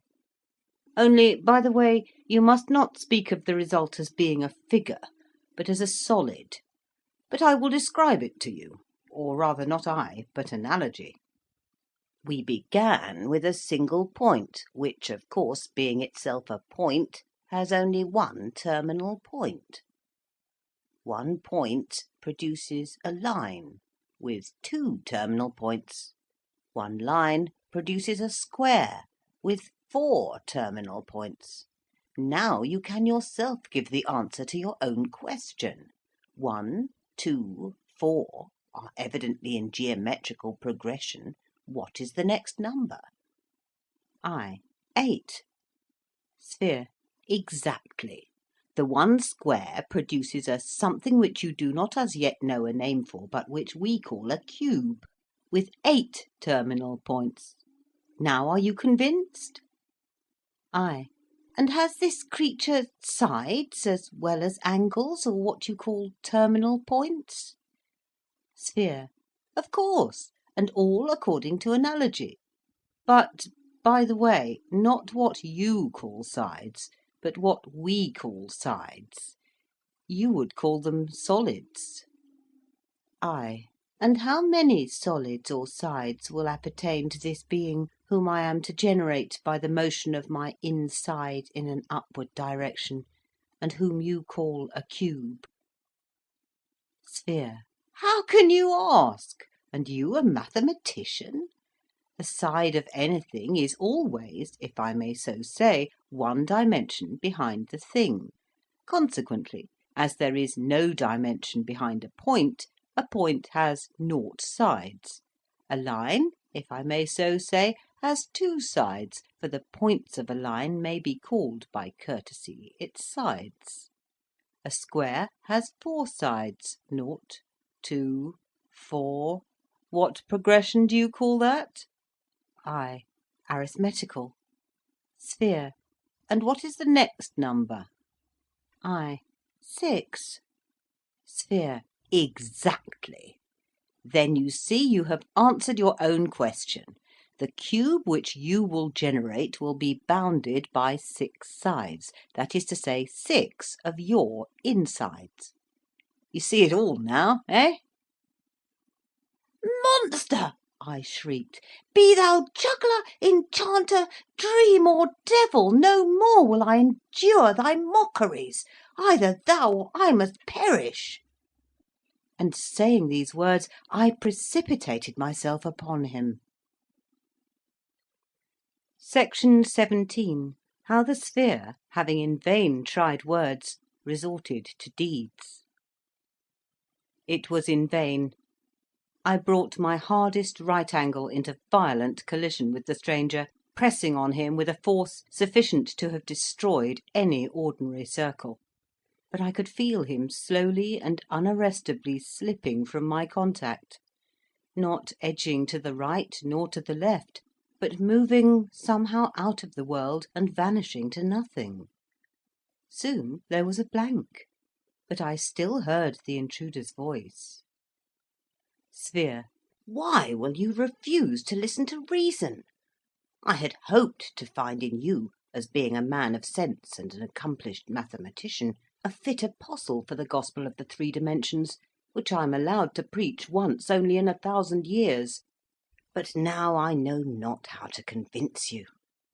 Stay, I have it. Deeds and not words shall proclaim the truth. Listen, my friend. I have told you I can see from my position in space the inside of all things that you consider closed. For example, I see in yonder cupboard near which you are standing several of what you call boxes, but like everything else in Flatland they have no tops nor bottoms, full of money. I also see 2 tablets of accounts. I am about to descend into that cupboard and to bring you one of those tablets. I saw you lock the cupboard half an hour ago, and I know you have the key in your possession, but I descend from space. The doors, you see, remain unmoved. Now I am in the cupboard, and am taking the tablet. Now I have it. Now I ascend with it. I rushed to the closet and dashed the door open. One of the tablets was gone. With a mocking laugh, the stranger appeared in the other corner of the room, and at the same time the tablet appeared upon the floor. I took it up. There could be no doubt. It was the missing tablet. I groaned with horror, doubting whether I was not out of my senses. But the stranger continued, "Surely you must now see that my explanation, and no other, suits the phenomena.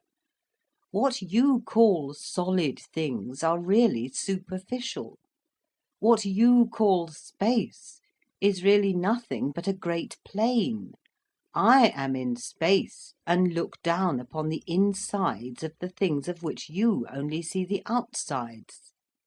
You could leave this plane yourself, if you could but summon up the necessary volition. A slight upward or downward motion would enable you to see all that I can see.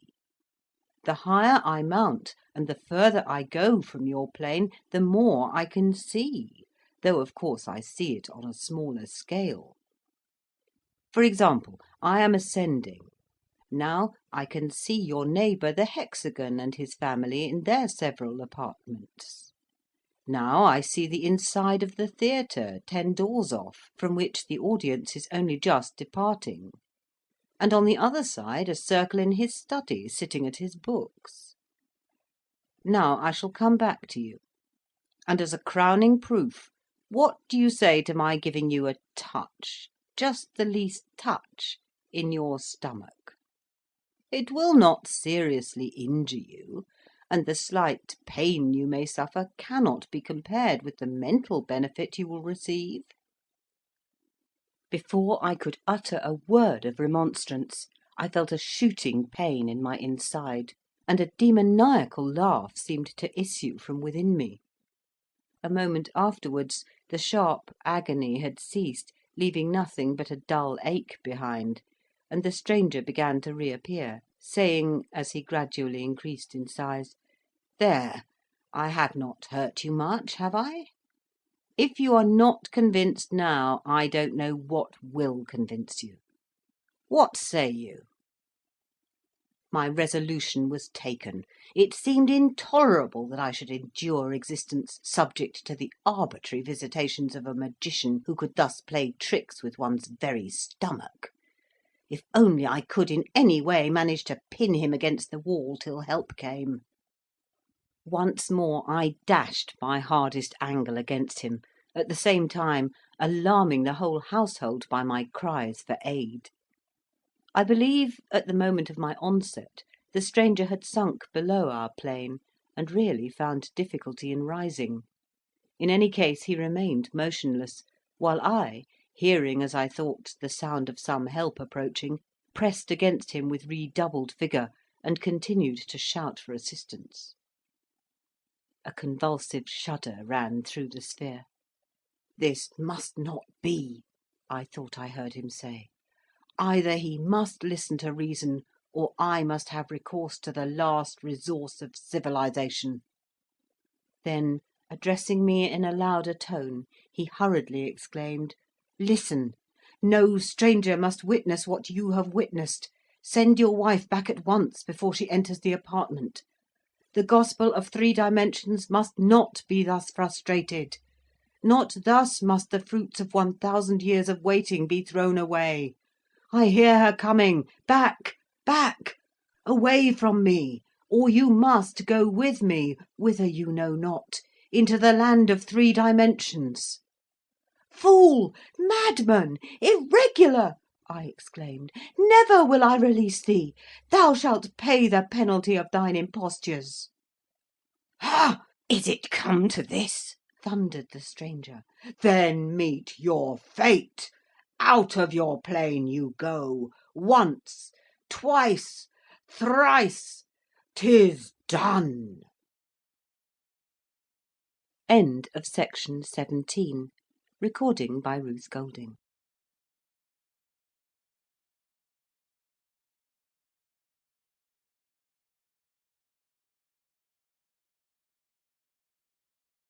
Part 2, Sections 18 to 20 of Flatland.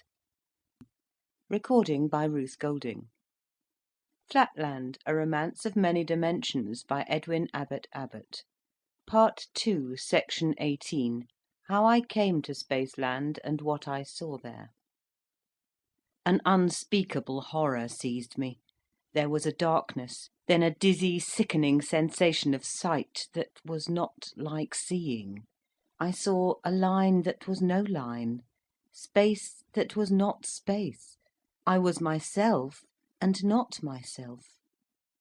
When I could find voice, I shrieked aloud in agony, "Either this is madness or it is hell!"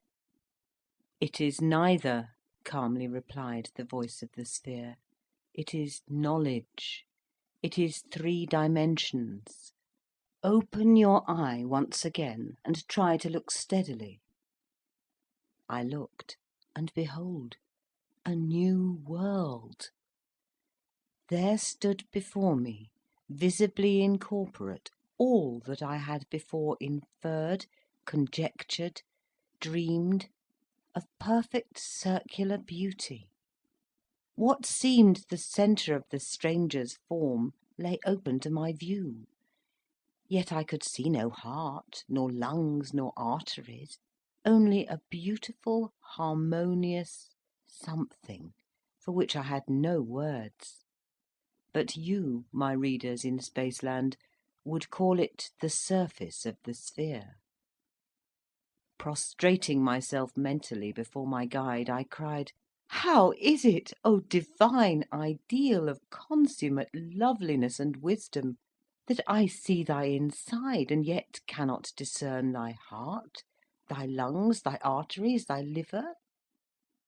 "What you think you see not," he replied. "It is not given to you nor to any other being to behold my internal parts. I am of a different order of beings from those in Flatland. Were I a circle, you could discern my intestines. But I am a being composed, as I told you before, of many circles, the many in the one, called in this country a sphere. And just as the outside of a cube is a square, so the outside of a sphere presents the appearance of a circle." Bewildered though I was by my teacher's enigmatic utterance, I no longer chafed against it, but worshipped him in silent adoration. He continued with more mildness in his voice, "Distress not yourself if you cannot at first understand the deeper mysteries of Spaceland. By degrees they will dawn upon you. Let us begin by casting back a glance at the region whence you came. Return with me awhile to the plains of Flatland, and I will show you that which you have so often reasoned and thought about, but never seen with the sense of sight. A visible angle." "Impossible!"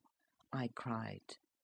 But, the sphere leading the way, I followed as if in a dream, till once more his voice arrested me. "Look yonder, and behold your own pentagonal house and all its inmates." Reader's note: the following paragraph refers to a detailed diagram. The diagram shows the points of the compass with north at the top. Next to this there is a large equal-sided pentagon sitting on a horizontal base. Centrally placed on the lower left edge of the pentagon there is an opening labelled "Men's Door," the size of the opening being about a quarter of the length of that edge. This door leads into a large central space labelled the Hall, which is otherwise surrounded by rooms. The position of these rooms will now be described. Clockwise from the northern point, the upper right edge is divided equally between 2 rooms, labelled in order "My Study" and "My Bedroom." The left-hand wall of the study runs vertically down from the northern point, and the right-hand wall is parallel to the lower right edge of the pentagon. The study has a door into the hall, and there is an isosceles triangle inside, labelled "The Page." Sharing a wall with the study is my rhomboid-shaped bedroom, the right-hand wall of which is the top quarter of the lower right-hand edge of the pentagon. It shares a wall and communicating door with the room to the south, labelled "My wife's apartment." About 3/10 down the lower right edge, there is a narrow opening labelled "Women's door." This leads into a long, narrow room labelled "My wife's apartment." This room has doorways into my bedroom above, into the hall to the left, and into the room to the south, also long and narrow, where a straight line is marked "My daughter." The only door from my daughter's room is into my wife's apartment. Continuing clockwise down the lower right edge of the pentagon, the next room is a long and wide room with 2 openings into the hall. Inside are 3 isosceles triangles of varying acuteness.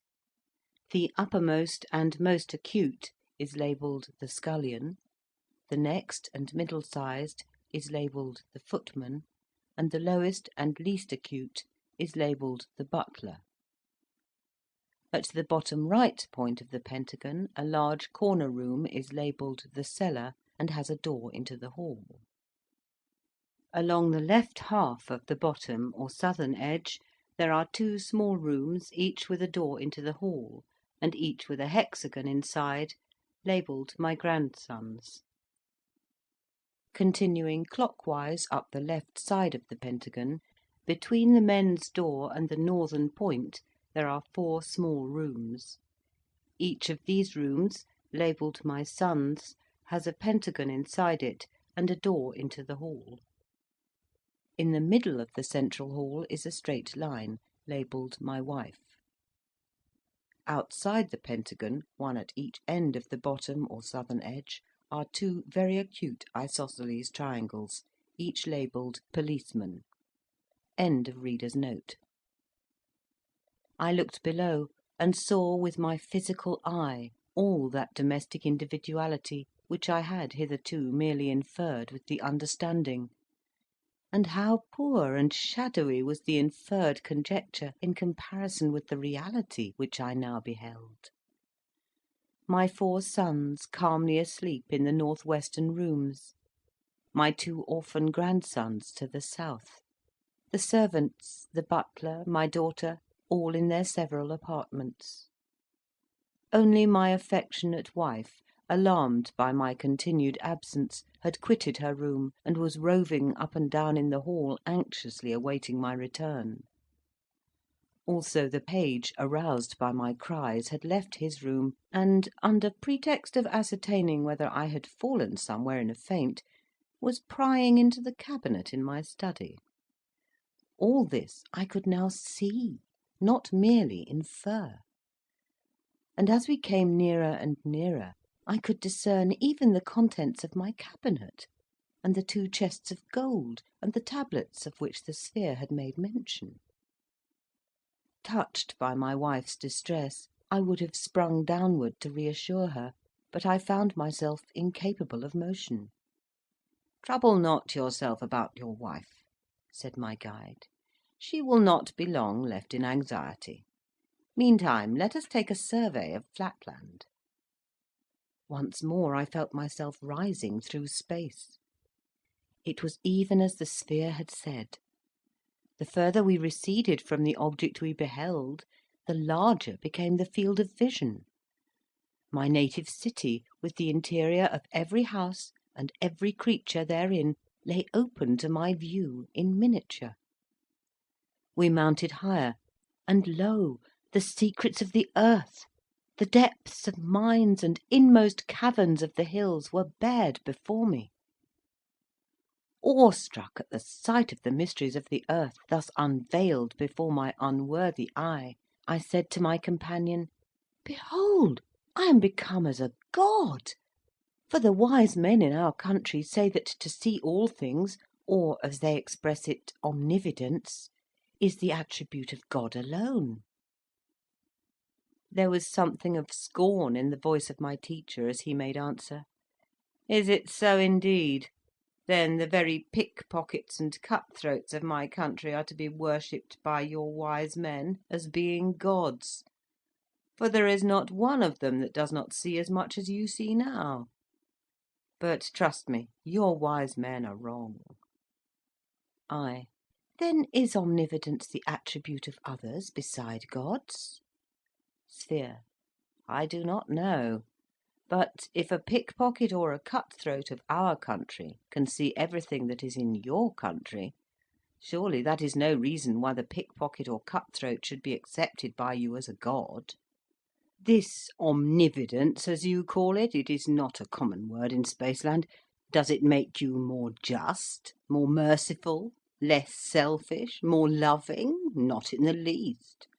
Then how does it make you more divine? I. More merciful, more loving? But these are the qualities of women. And we know that a circle is a higher being than a straight line, in so far as knowledge and wisdom are more to be esteemed than mere affection. Sphere. It is not for me to classify human faculties according to merit, yet many of the best and wisest in Spaceland think more of the affections than of the understanding, more of your despised straight lines than of your belauded circles. But enough of this. Look yonder. Do you know that building? I looked, and afar off I saw an immense polygonal structure, in which I recognised the General Assembly Hall of the States of Flatland, surrounded by dense lines of pentagonal buildings at right angles to each other, which I knew to be streets, and I perceived that I was approaching the great metropolis. "Here we descend," said my guide. It was now morning, the first hour of the first day of the 2000th year of our era. Acting, as was their wont, in strict accordance with precedent, the highest circles of the realm were meeting in solemn conclave, as they had met on the first hour of the first day of the year 1000, and also on the first hour of the first day of the year 0. The minutes of the previous meetings were now read by one whom I at once recognised as my brother, a perfectly symmetrical square, and the chief clerk of the High Council. It was found recorded on each occasion that, whereas the States had been troubled by divers ill-intentioned persons pretending to have received revelations from another world, and professing to produce demonstrations whereby they had instigated to frenzy both themselves and others, it had been for this cause unanimously resolved by the Grand Council that on the first day of each millenary special injunctions be sent to the prefects in the several districts of Flatland to make strict search for such misguided persons, and without formality of mathematical examination to destroy all such as were isosceles of any degree, to scourge and imprison any regular triangle, to cause any square or pentagon to be sent to the district asylum, and to arrest any one of higher rank, sending him straightway to the capital to be examined and judged by the council. "You hear your fate," said the sphere to me, while the council was passing for the third time the formal resolution. "Death or imprisonment awaits the apostle of the gospel of 3 dimensions." "Not so," replied I. "The matter is now so clear to me, the nature of real space so palpable, that methinks I could make a child understand it. Permit me but to descend at this moment and enlighten them." "Not yet," said my guide. "The time will come for that. Meantime I must perform my mission. Stay thou there in thy place." Saying these words, he leapt with great dexterity into the sea, if I may so call it, of Flatland, right in the midst of the ring of councillors. "I come," cried he, "to proclaim that there is a land of 3 dimensions." I could see many of the younger councillors start back in manifest horror as the sphere's circular section widened before them. But on a sign from the presiding circle, who showed not the slightest alarm or surprise, 6 isosceles of a low type from 6 different quarters rushed upon the sphere. "We have him!" they cried. "No! Yes! We have him still! He's going! He's gone!" "My lords," said the President to the junior circles of the Council, "there is not the slightest need for surprise. The secret archives, to which I alone have access, tell me that a similar occurrence happened on the last 2 millennial commencements. You will, of course, say nothing of these trifles outside the Cabinet." Raising his voice, he now summoned the guard. "Arrest the policemen. Gag them. You know your duty." After he had consigned to their fate the wretched policemen, ill-fated and unwilling witnesses of a state secret which they were not to be permitted to reveal, he again addressed the councillors.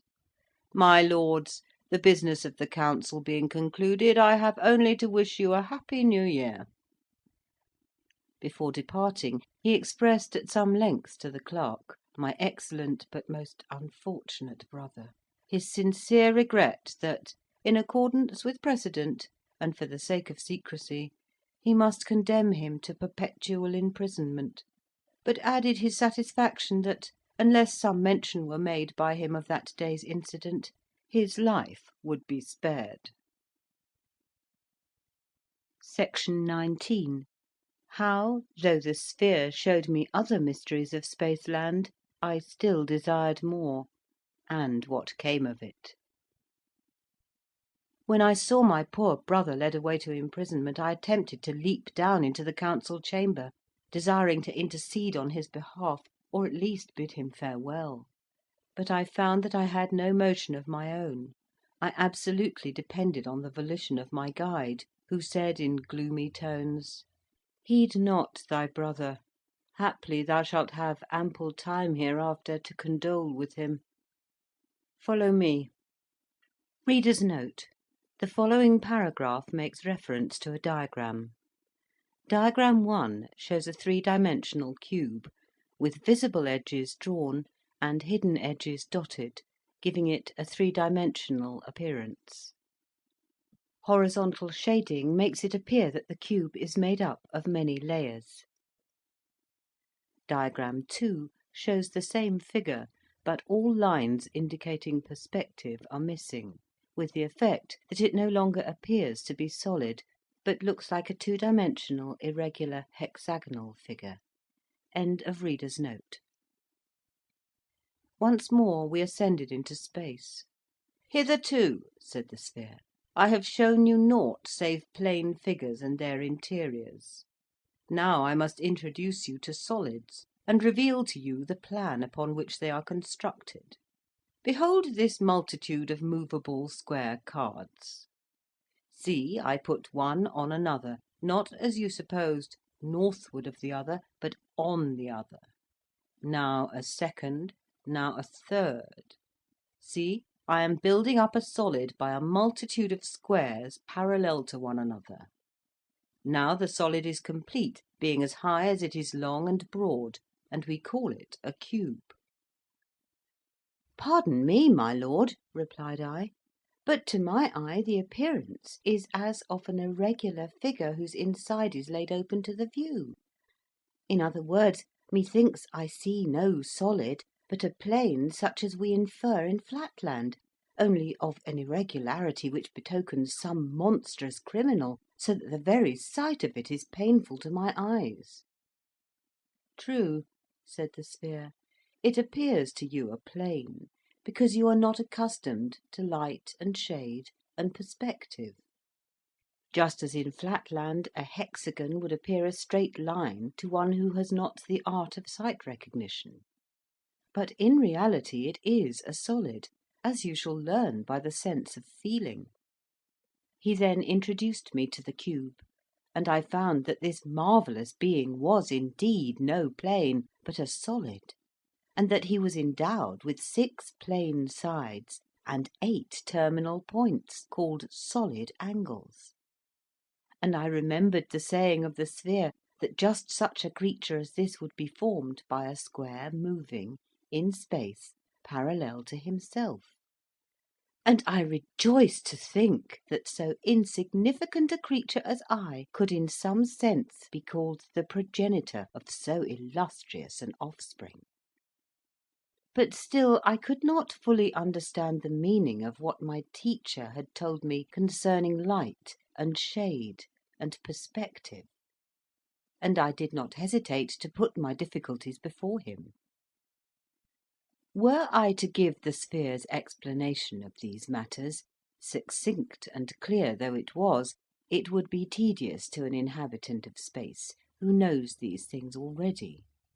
Suffice it that by his lucid statements, and by changing the position of objects and lights, and by allowing me to feel the several objects, and even his own sacred person, he at last made all things clear to me, so that I could now readily distinguish between a circle and a sphere, a plane figure and a solid. This was the climax, the paradise of my strange eventful history. Henceforth I have to relate the story of my miserable fall, most miserable, yet surely most undeserved. For why should the thirst for knowledge be aroused only to be disappointed and punished? My volition shrinks from the painful task of recalling my humiliation.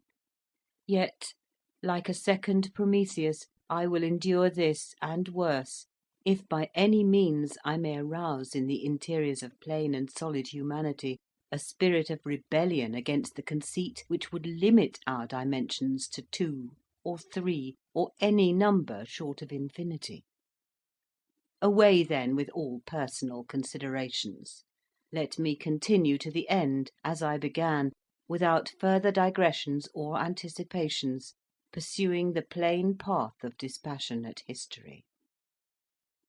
The exact facts, the exact words, and they are burnt in upon my brain, shall be set down without alteration of an iota, and let my readers judge between me and destiny.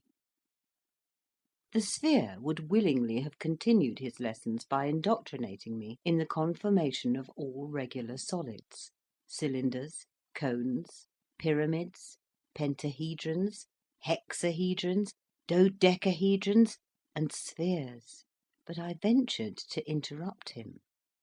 Not that I was wearied of knowledge; on the contrary, I thirsted for yet deeper and fuller draughts than he was offering to me. "Pardon me," said I, "O thou whom I must no longer address as the perfection of all beauty, but let me beg thee to vouchsafe thy servant a sight of thine interior." Sphere. My what? I. Thine interior, thy stomach, thy intestines. Sphere. Whence this ill-timed impertinent request? And what mean you by saying that I am no longer the perfection of all beauty? I. My lord, your own wisdom has taught me to aspire to one even more great, more beautiful, and more closely approximate to perfection than yourself. As you yourself, superior to all Flatland forms, combine many circles in one, so doubtless there is one above you who combines many spheres in one supreme existence, surpassing even the solids of Spaceland. And even as we, who are now in space, look down on Flatland and see the insides of all things, so of a certainty there is yet above us some higher, purer region, whither thou dost surely purpose to lead me, O thou whom I shall always call everywhere and in all dimensions my priest, philosopher, and friend, some yet more spacious space, some more dimensionable dimensionality, from the vantage ground of which we shall look down together upon the revealed insides of solid things, and where thine own intestines and those of thy kindred spheres will lie exposed to the view of the poor wandering exile from Flatland, to whom so much has already been vouchsafed. Sphere. Pooh! Stuff! Enough of this trifling. The time is short, and much remains to be done before you are fit to proclaim the gospel of 3 dimensions to your blind, benighted countrymen in Flatland. I. Nay, gracious teacher, deny me not what I know it is in thy power to perform. Grant me but one glimpse of thine interior, and I am satisfied for ever, remaining henceforth thy docile pupil, thy unemancipable slave, ready to receive all thy teachings, and to feed upon the words that fall from thy lips. Sphere. Well then, to content and silence you, let me say at once, I would show you what you wish if I could, but I cannot. Would you have me turn my stomach inside out to oblige you? I. But my lord has shown me the intestines of all my countrymen in the land of 2 dimensions by taking me with him into the land of 3. What therefore more easy than now to take his servant on a second journey into the blessed region of the 4th dimension, where I shall look down with him once more upon this land of 3 dimensions, and see the inside of every 3-dimensioned house, the secrets of the solid earth, the treasures of the mines in Spaceland, and the intestines of every solid living creature, even of the noble and adorable spheres. Sphere. But where is this land of 4 dimensions? I know not, but doubtless my teacher knows. Sphere. Not I. There is no such land. The very idea of it is utterly inconceivable. I. Your lordship tempts his servant to see whether he remembers the revelations imparted to him. Trifle not with me, my lord. I crave, I thirst for more knowledge. Doubtless we cannot see that other higher Spaceland now, because we have no eye in our stomachs. But just as there was the realm of Flatland, though that poor puny Lineland monarch could neither turn to left nor right to discern it, and just as there was, close at hand and touching my frame, the land of 3 dimensions, though I, blind, senseless wretch, had no power to touch it, no eye in my interior to discern it, so of a surety there is a 4th dimension, which my lord perceives with the inner eye of thought. And that it must exist, my lord himself has taught me. Or can he have forgotten what he himself imparted to his servant?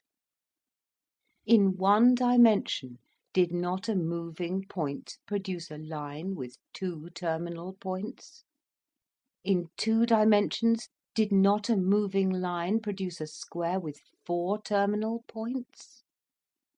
In 3 dimensions, did not a moving square produce, did not this eye of mine behold it, that blessed being a cube with 8 terminal points? And in 4 dimensions, shall not a moving cube, alas for analogy, and alas for the progress of truth if it be not so, shall not, I say, the motion of a divine cube result in a still more divine organisation, with 16 terminal points? Behold the infallible confirmation of the series 2, 4, 8, 16. Is not this a geometrical progression? Is not this, if I might quote my lord's own words, strictly according to analogy? Again, was I not taught by my lord that as in a line there are 2 bounding points, and in a square there are 4 bounding lines, so in a cube there must be 6 bounding squares?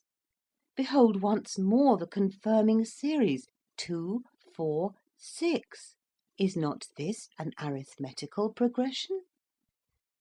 And consequently, does it not of necessity follow that the more divine offspring of the divine cube in the land of 4 dimensions must have 8 bounding cubes? And is not this also, as my lord has taught me to believe, strictly according to analogy? O my lord, behold! I cast myself in faith upon conjecture, not knowing the facts, and I appeal to your lordship to confirm or deny my logical anticipations. If I am wrong, I yield, and will no longer demand a fourth dimension. But if I am right, my lord will listen to reason. I ask, therefore, is it, or is it not, the fact that ere now your countrymen also have witnessed the descent of beings of a higher order than their own, entering closed rooms, even as your lordship entered mine, without the opening of doors or windows, and appearing and vanishing at will? On the reply to this question I am ready to stake everything. Deny it, and I am henceforth silent. Only vouchsafe an answer. Sphere, after a pause. It is reported so.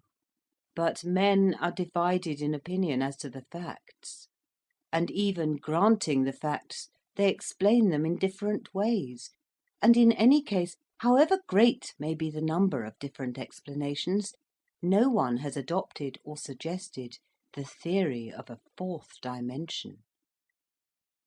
Therefore pray have done with this trifling, and let us return to business. I was certain of it. I was certain that my anticipations would be fulfilled. And now have patience with me, and answer me yet one more question, best of teachers. Those who have thus appeared, no one knows whence, and have returned, no one knows whither, have they also contracted their sections, and vanished somehow into that more spacious space, whither I now entreat you to conduct me? Sphere, moodily. They have vanished, certainly, if they ever appeared. But most people say that these visions arose from the thought. You will not understand me. From the brain, from the perturbed angularity of the seer. Say they so? Oh, believe them not. Or if it indeed be so, that this other space is really Thoughtland, then take me to that blessed region, where I in thought shall see the insides of all solid things. There, before my ravished eye, a cube, moving in some altogether new direction, but strictly according to analogy, so as to make every particle of his interior pass through a new kind of space with a wake of its own, shall create a still more perfect perfection than himself, with 16 terminal extra solid angles, and 8 solid cubes for his perimeter. And once there, shall we stay our upward course? In that blessed region of 4 dimensions, shall we linger on the threshold of the 5th, and not enter therein? Ah, no! Let us rather resolve that our ambition shall soar with our corporal ascent. Then, yielding to our intellectual onset, the gates of the 6th dimension shall fly open, after that a 7th, and then an 8th. How long I should have continued I know not. In vain did the sphere in his voice of thunder reiterate his commands of silence, and threaten me with the direst penalties if I persisted. Nothing could stem the flood of my ecstatic aspirations. Perhaps I was to blame, but indeed I was intoxicated with the recent draughts of truth to which he himself had introduced me. However, the end was not long in coming. My words were cut short by a crash outside, and a simultaneous crash inside me, which impelled me through space with a velocity that precluded speech. Down, down, down. I was rapidly descending, and I knew that return to Flatland was my doom. One glimpse, one last and never to be forgotten glimpse I had of that dull level wilderness, which was now to become my universe again, spread out before my eye. Then a darkness. Then a final, all-consummating thunder peal, and when I came to myself, I was once more a common creeping square, in my study at home, listening to the peace cry of my approaching wife. Section 20. How the sphere encouraged me in a vision. Although I had less than a minute for reflection, I felt, by a kind of instinct, that I must conceal my experiences from my wife. Not that I apprehended at the moment any danger from her divulging my secret, but I knew that to any woman in Flatland the narrative of my adventures must needs be unintelligible. So I endeavoured to reassure her by some story, invented for the occasion, that I had accidentally fallen through the trapdoor of the cellar, and had there lain stunned. The southward attraction in our country is so slight that even to a woman my tale necessarily appeared extraordinary and well nigh incredible. But my wife, whose good sense far exceeds that of the average of her sex, and who perceived that I was unusually excited, did not argue with me on the subject, but insisted that I was ill and required repose. I was glad of an excuse for retiring to my chamber to think quietly over what had happened. When I was at last by myself, a drowsy sensation fell on me; but before my eyes closed I endeavoured to reproduce the third dimension, and especially the process by which a cube is constructed through the motion of a square. It was not so clear as I could have wished, but I remembered that it must be upward and yet not northward, and I determined steadfastly to retain these words as the clue which, if firmly grasped, could not fail to guide me to the solution. So, mechanically repeating like a charm the words "upward yet not northward," I fell into a sound refreshing sleep. During my slumber I had a dream. I thought I was once more by the side of the sphere, whose lustrous hue betokened that he had exchanged his wrath against me for perfect placability. We were moving together towards a bright but infinitesimally small point, to which my master directed my attention.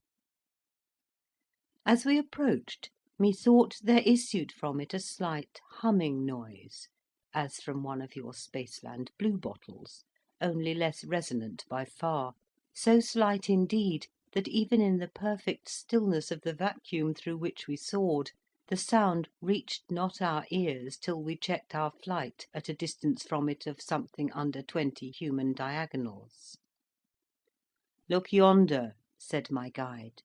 "In Flatland thou hast lived, of Lineland thou hast received a vision, thou hast soared with me to the heights of Spaceland. Now, in order to complete the range of thy experience, I conduct thee downward to the lowest depths of existence, even to the realm of Pointland, the abyss of no dimensions. Behold yon miserable creature. That point is a being like ourselves, but confined to the non-dimensional gulf. He is himself his own world, his own universe.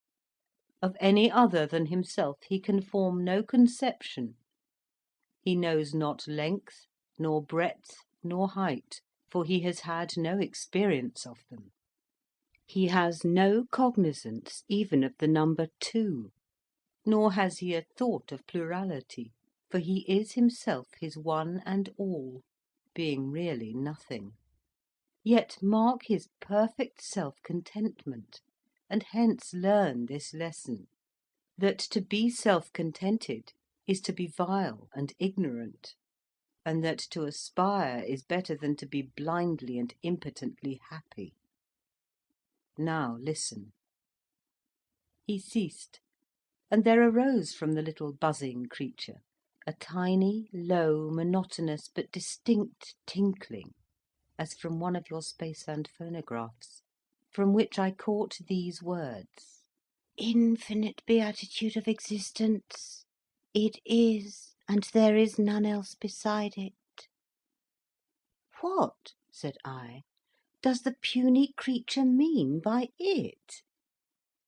"He means himself," said the sphere.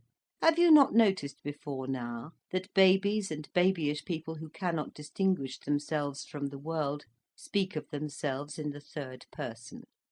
But hush! "It fills all space," continued the little soliloquizing creature, "and what it fills it is. What it thinks, that it utters, and what it utters, that it hears. And it itself is thinker, utterer, hearer, thought, word, audition. It is the one, and yet the all in all. Ah, the happiness, ah, the happiness of being!" "Can you not startle the little thing out of its complacency?" said I. "Tell it what it really is, as you told me. Reveal to it the narrow limitations of Pointland, and lead it up to something higher." "That is no easy task," said my master. "Try you." Hereon, raising my voice to the uttermost, I addressed the point as follows: "Silence, silence, contemptible creature! You call yourself the all in all, but you are the nothing. Your so-called universe is a mere speck in a line, and a line is a mere shadow as compared with—" "Hush, hush, you have said enough," interrupted the Sphere. "Now listen, and mark the effect of your harangue on the King of Pointland." The lustre of the monarch, who beamed more brightly than ever upon hearing my words, showed clearly that he retained his complacency, and I had hardly ceased when he took up his strain again. "Ah, the joy, ah, the joy of thought! What can it not achieve by thinking? Its own thought coming to itself, suggestive of its disparagement, thereby to enhance its happiness. Sweet rebellion stirred up to result in triumph. Ah, the divine creative power of the all-in-one! Ah, the joy of being!" "You see," said my teacher, "how little your words have done. So far as the monarch understands them at all, he accepts them as his own, for he cannot conceive of any other except himself, and plumes himself upon the variety of its thought as an instance of creative power. Let us leave this god of Pointland to the ignorant fruition of his omnipresence and omniscience.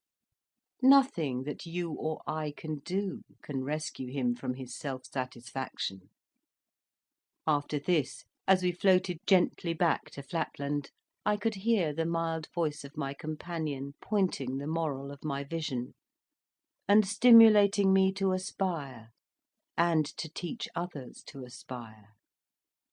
He had been angered at first, he confessed, by my ambition to soar to dimensions above the third, but since then he had received fresh insight, and he was not too proud to acknowledge his error to a pupil.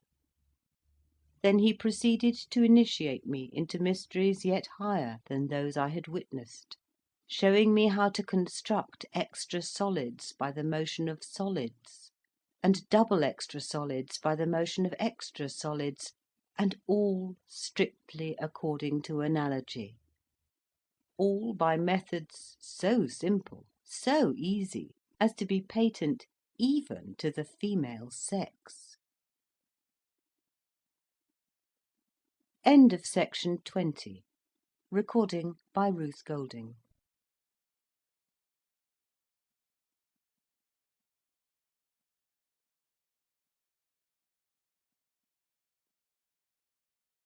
Part 2, sections 21 and 22 of Flatland. Recording by Ruth Golding. Flatland, a Romance of Many Dimensions by Edwin Abbott Abbott. Section 21. How I tried to teach the theory of three dimensions to my grandson, and with what success. I awoke rejoicing and began to reflect on the glorious career before me. I would go forth, methought, at once, and evangelise the whole of Flatland. Even to women and soldiers should the gospel of 3 dimensions be proclaimed. I would begin with my wife. Just as I had decided on the plan of my operations, I heard the sound of many voices in the street, commanding silence. Then followed a louder voice. It was a herald's proclamation. Listening attentively, I recognised the words of the resolution of the council, enjoining the arrest, imprisonment, or execution of any one who should pervert the minds of the people by delusions, and by professing to have received revelations from another world. I reflected. This danger was not to be trifled with.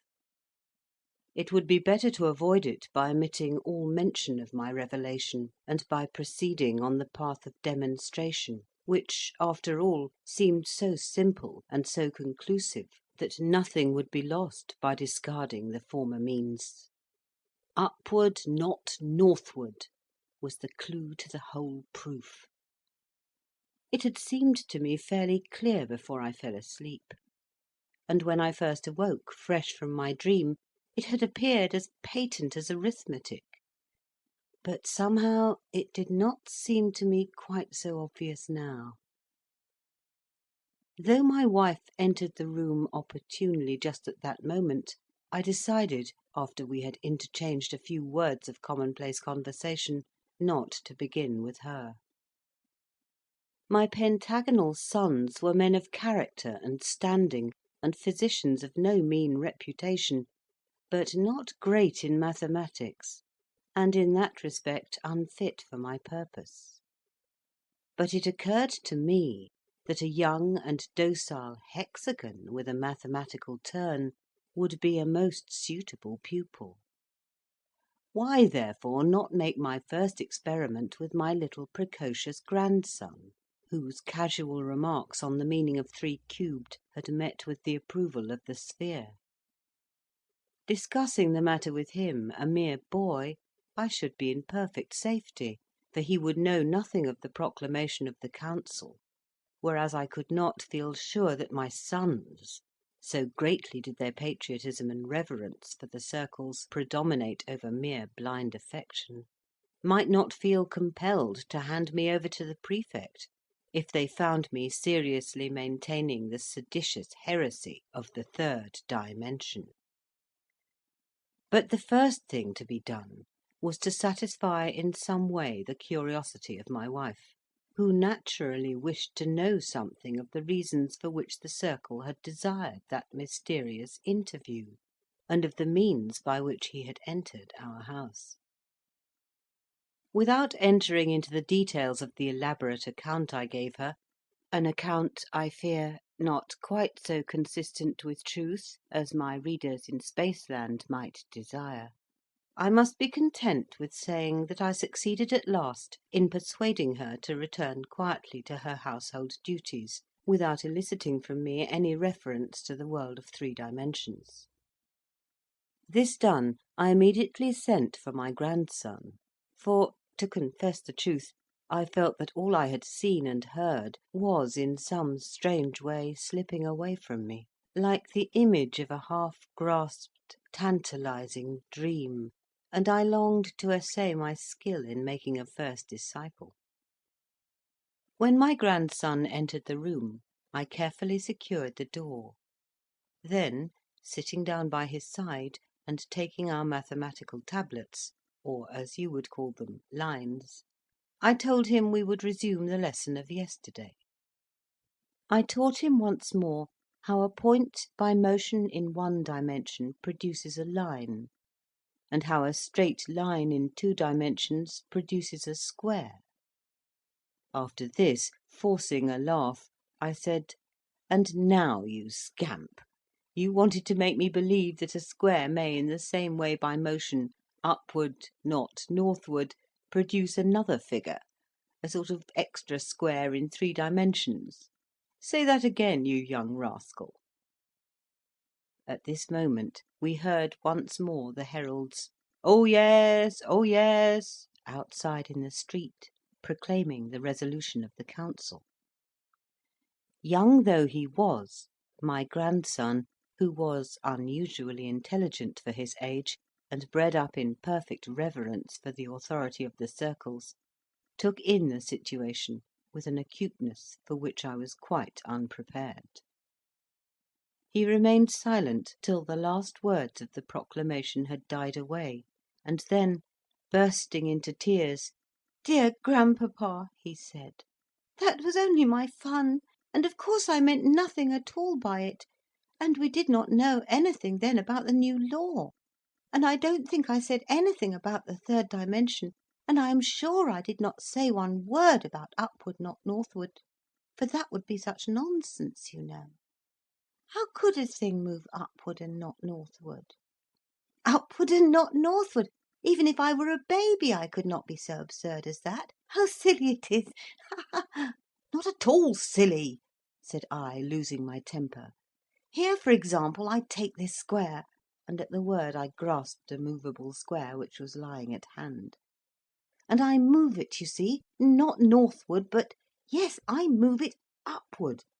That is to say, not northward, but I move it somewhere, not exactly like this, but somehow—" Here I brought my sentence to an inane conclusion, shaking the square about in a purposeless manner, much to the amusement of my grandson, who burst out laughing louder than ever, and declared that I was not teaching him, but joking with him; and so saying, he unlocked the door and ran out of the room.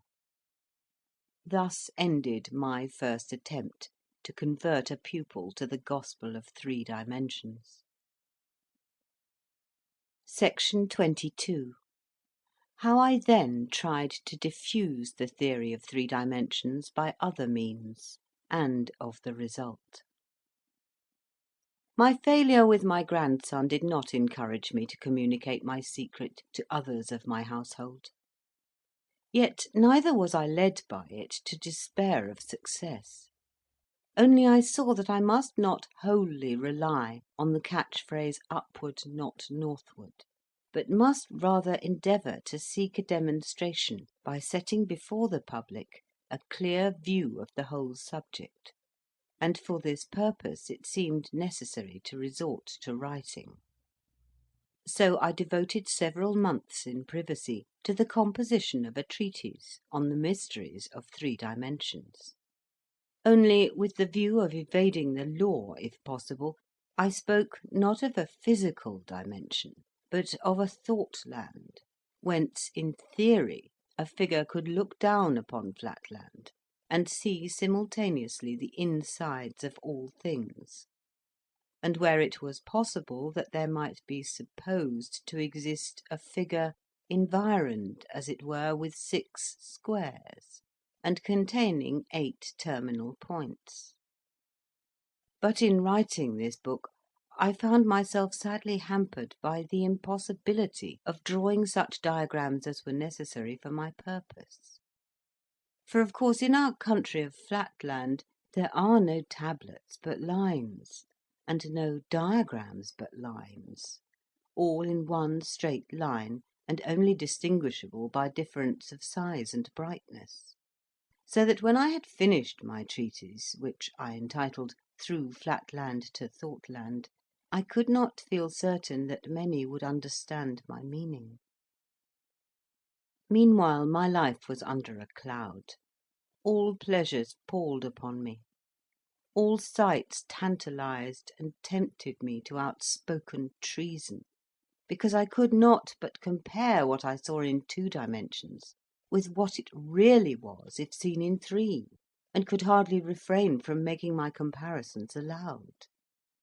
I neglected my clients and my own business to give myself to the contemplation of the mysteries which I had once beheld, yet which I could impart to no one, and found daily more difficult to reproduce, even before my own mental vision.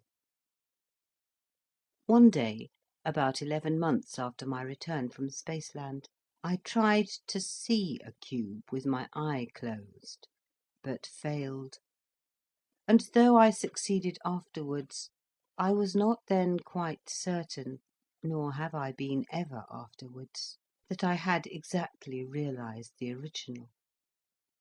This made me more melancholy than before, and determined me to take some step, yet what I knew not. I felt that I would have been willing to sacrifice my life for the cause, if thereby I could have produced conviction. But if I could not convince my grandson, how could I convince the highest and most developed circles in the land? And yet, at times, my spirit was too strong for me, and I gave vent to dangerous utterances. Already I was considered heterodox, if not treasonable, and I was keenly alive to the dangers of my position. Nevertheless, I could not at times refrain from bursting out into suspicious or half seditious utterances, even among the highest polygonal and circular society. When, for example, the question arose about the treatment of those lunatics who said that they had received the power of seeing the insides of things, I would quote the saying of an ancient circle, who declared that prophets and inspired people are always considered by the majority to be mad; and I could not help occasionally dropping such expressions as "the eye that discerns the interiors of things," and "the all-seeing land." Once or twice I even let fall the forbidden terms, "the third and fourth dimensions." At last, to complete a series of minor indiscretions, at a meeting of our local speculative society, held at the palace of the prefect himself, some extremely silly person having read an elaborate paper exhibiting the precise reasons why Providence has limited the number of dimensions to 2, and why the attribute of omnividence is assigned to the Supreme alone, I so far forgot myself as to give an exact account of the whole of my voyage with the sphere into space, and to the assembly hall in our metropolis, and then to space again, and of my return home, and of everything that I had seen and heard in fact or vision. At first, indeed, I pretended that I was describing the imaginary experiences of a fictitious person, but my enthusiasm soon forced me to throw off all disguise, and finally, in a fervent peroration, I exhorted all my hearers to divest themselves of prejudice, and to become believers in the third dimension. Need I say that I was at once arrested and taken before the council? Next morning, standing in the very place where, but a very few months ago, the sphere had stood in my company, I was allowed to begin and to continue my narration unquestioned and uninterrupted. But from the first I foresaw my fate. For the President, noting that a guard of the better sort of policemen was in attendance, of angularity little, if at all, under 55 degrees, ordered them to be relieved, before I began my defence, by an inferior class of 2 or 3 degrees. I knew only too well what that meant. I was to be executed or imprisoned, and my story was to be kept secret from the world by the simultaneous destruction of the officials who had heard it. And this being the case, the President desired to substitute the cheaper for the more expensive victims. After I had concluded my defence, the President, perhaps perceiving that some of the junior circles had been moved by my evident earnestness, asked me 2 questions. 1. Whether I could indicate the direction which I meant when I used the words upward, not northward. 2. Whether I could, by any diagrams or descriptions, other than the enumeration of imaginary sides and angles, indicate the figure I was pleased to call a cube. I declared that I could say nothing more, and that I must commit myself to the truth, whose cause would surely prevail in the end. The President replied that he quite concurred in my sentiment, and that I could not do better. I must be sentenced to perpetual imprisonment. But if the truth intended that I should emerge from prison and evangelise the world, the truth might be trusted to bring that result to pass.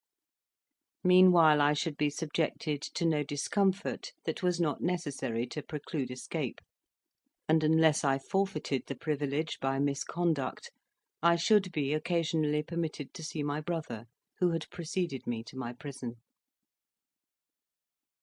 7 years have elapsed, and I am still a prisoner, and, if I except the occasional visits of my brother, debarred from all companionship save that of my gaolers.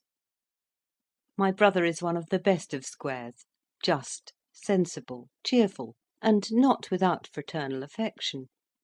Yet I must confess that my weekly interviews, at least in one respect, cause me the bitterest pain. He was present when the sphere manifested himself in the council chamber.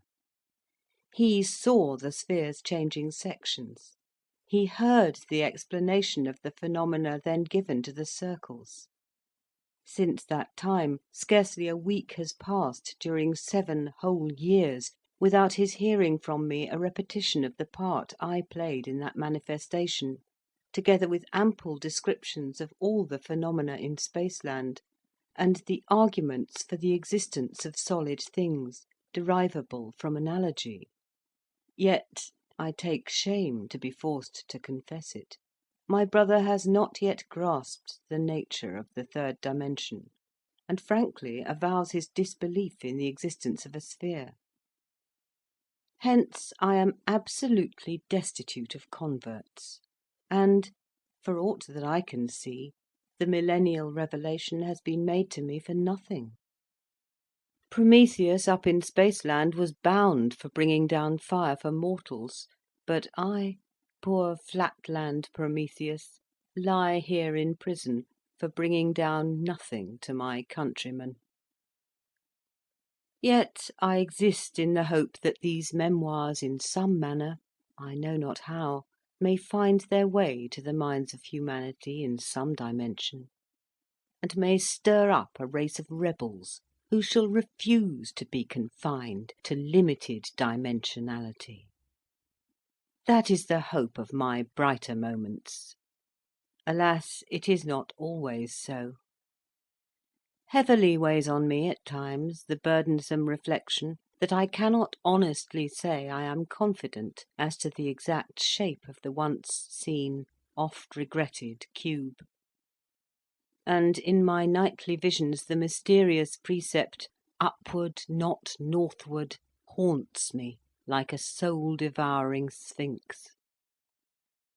It is part of the martyrdom which I endure for the cause of the truth, that there are seasons of mental weakness, when cubes and spheres flit away into the background of scarce possible existences; when the land of 3 dimensions seems almost as visionary as the land of 1 or none; nay, when even this hard wall that bars me from my freedom, these very tablets on which I am writing, and all the substantial realities of Flatland itself, appear no better than the offspring of a diseased imagination, or the baseless fabric of a dream.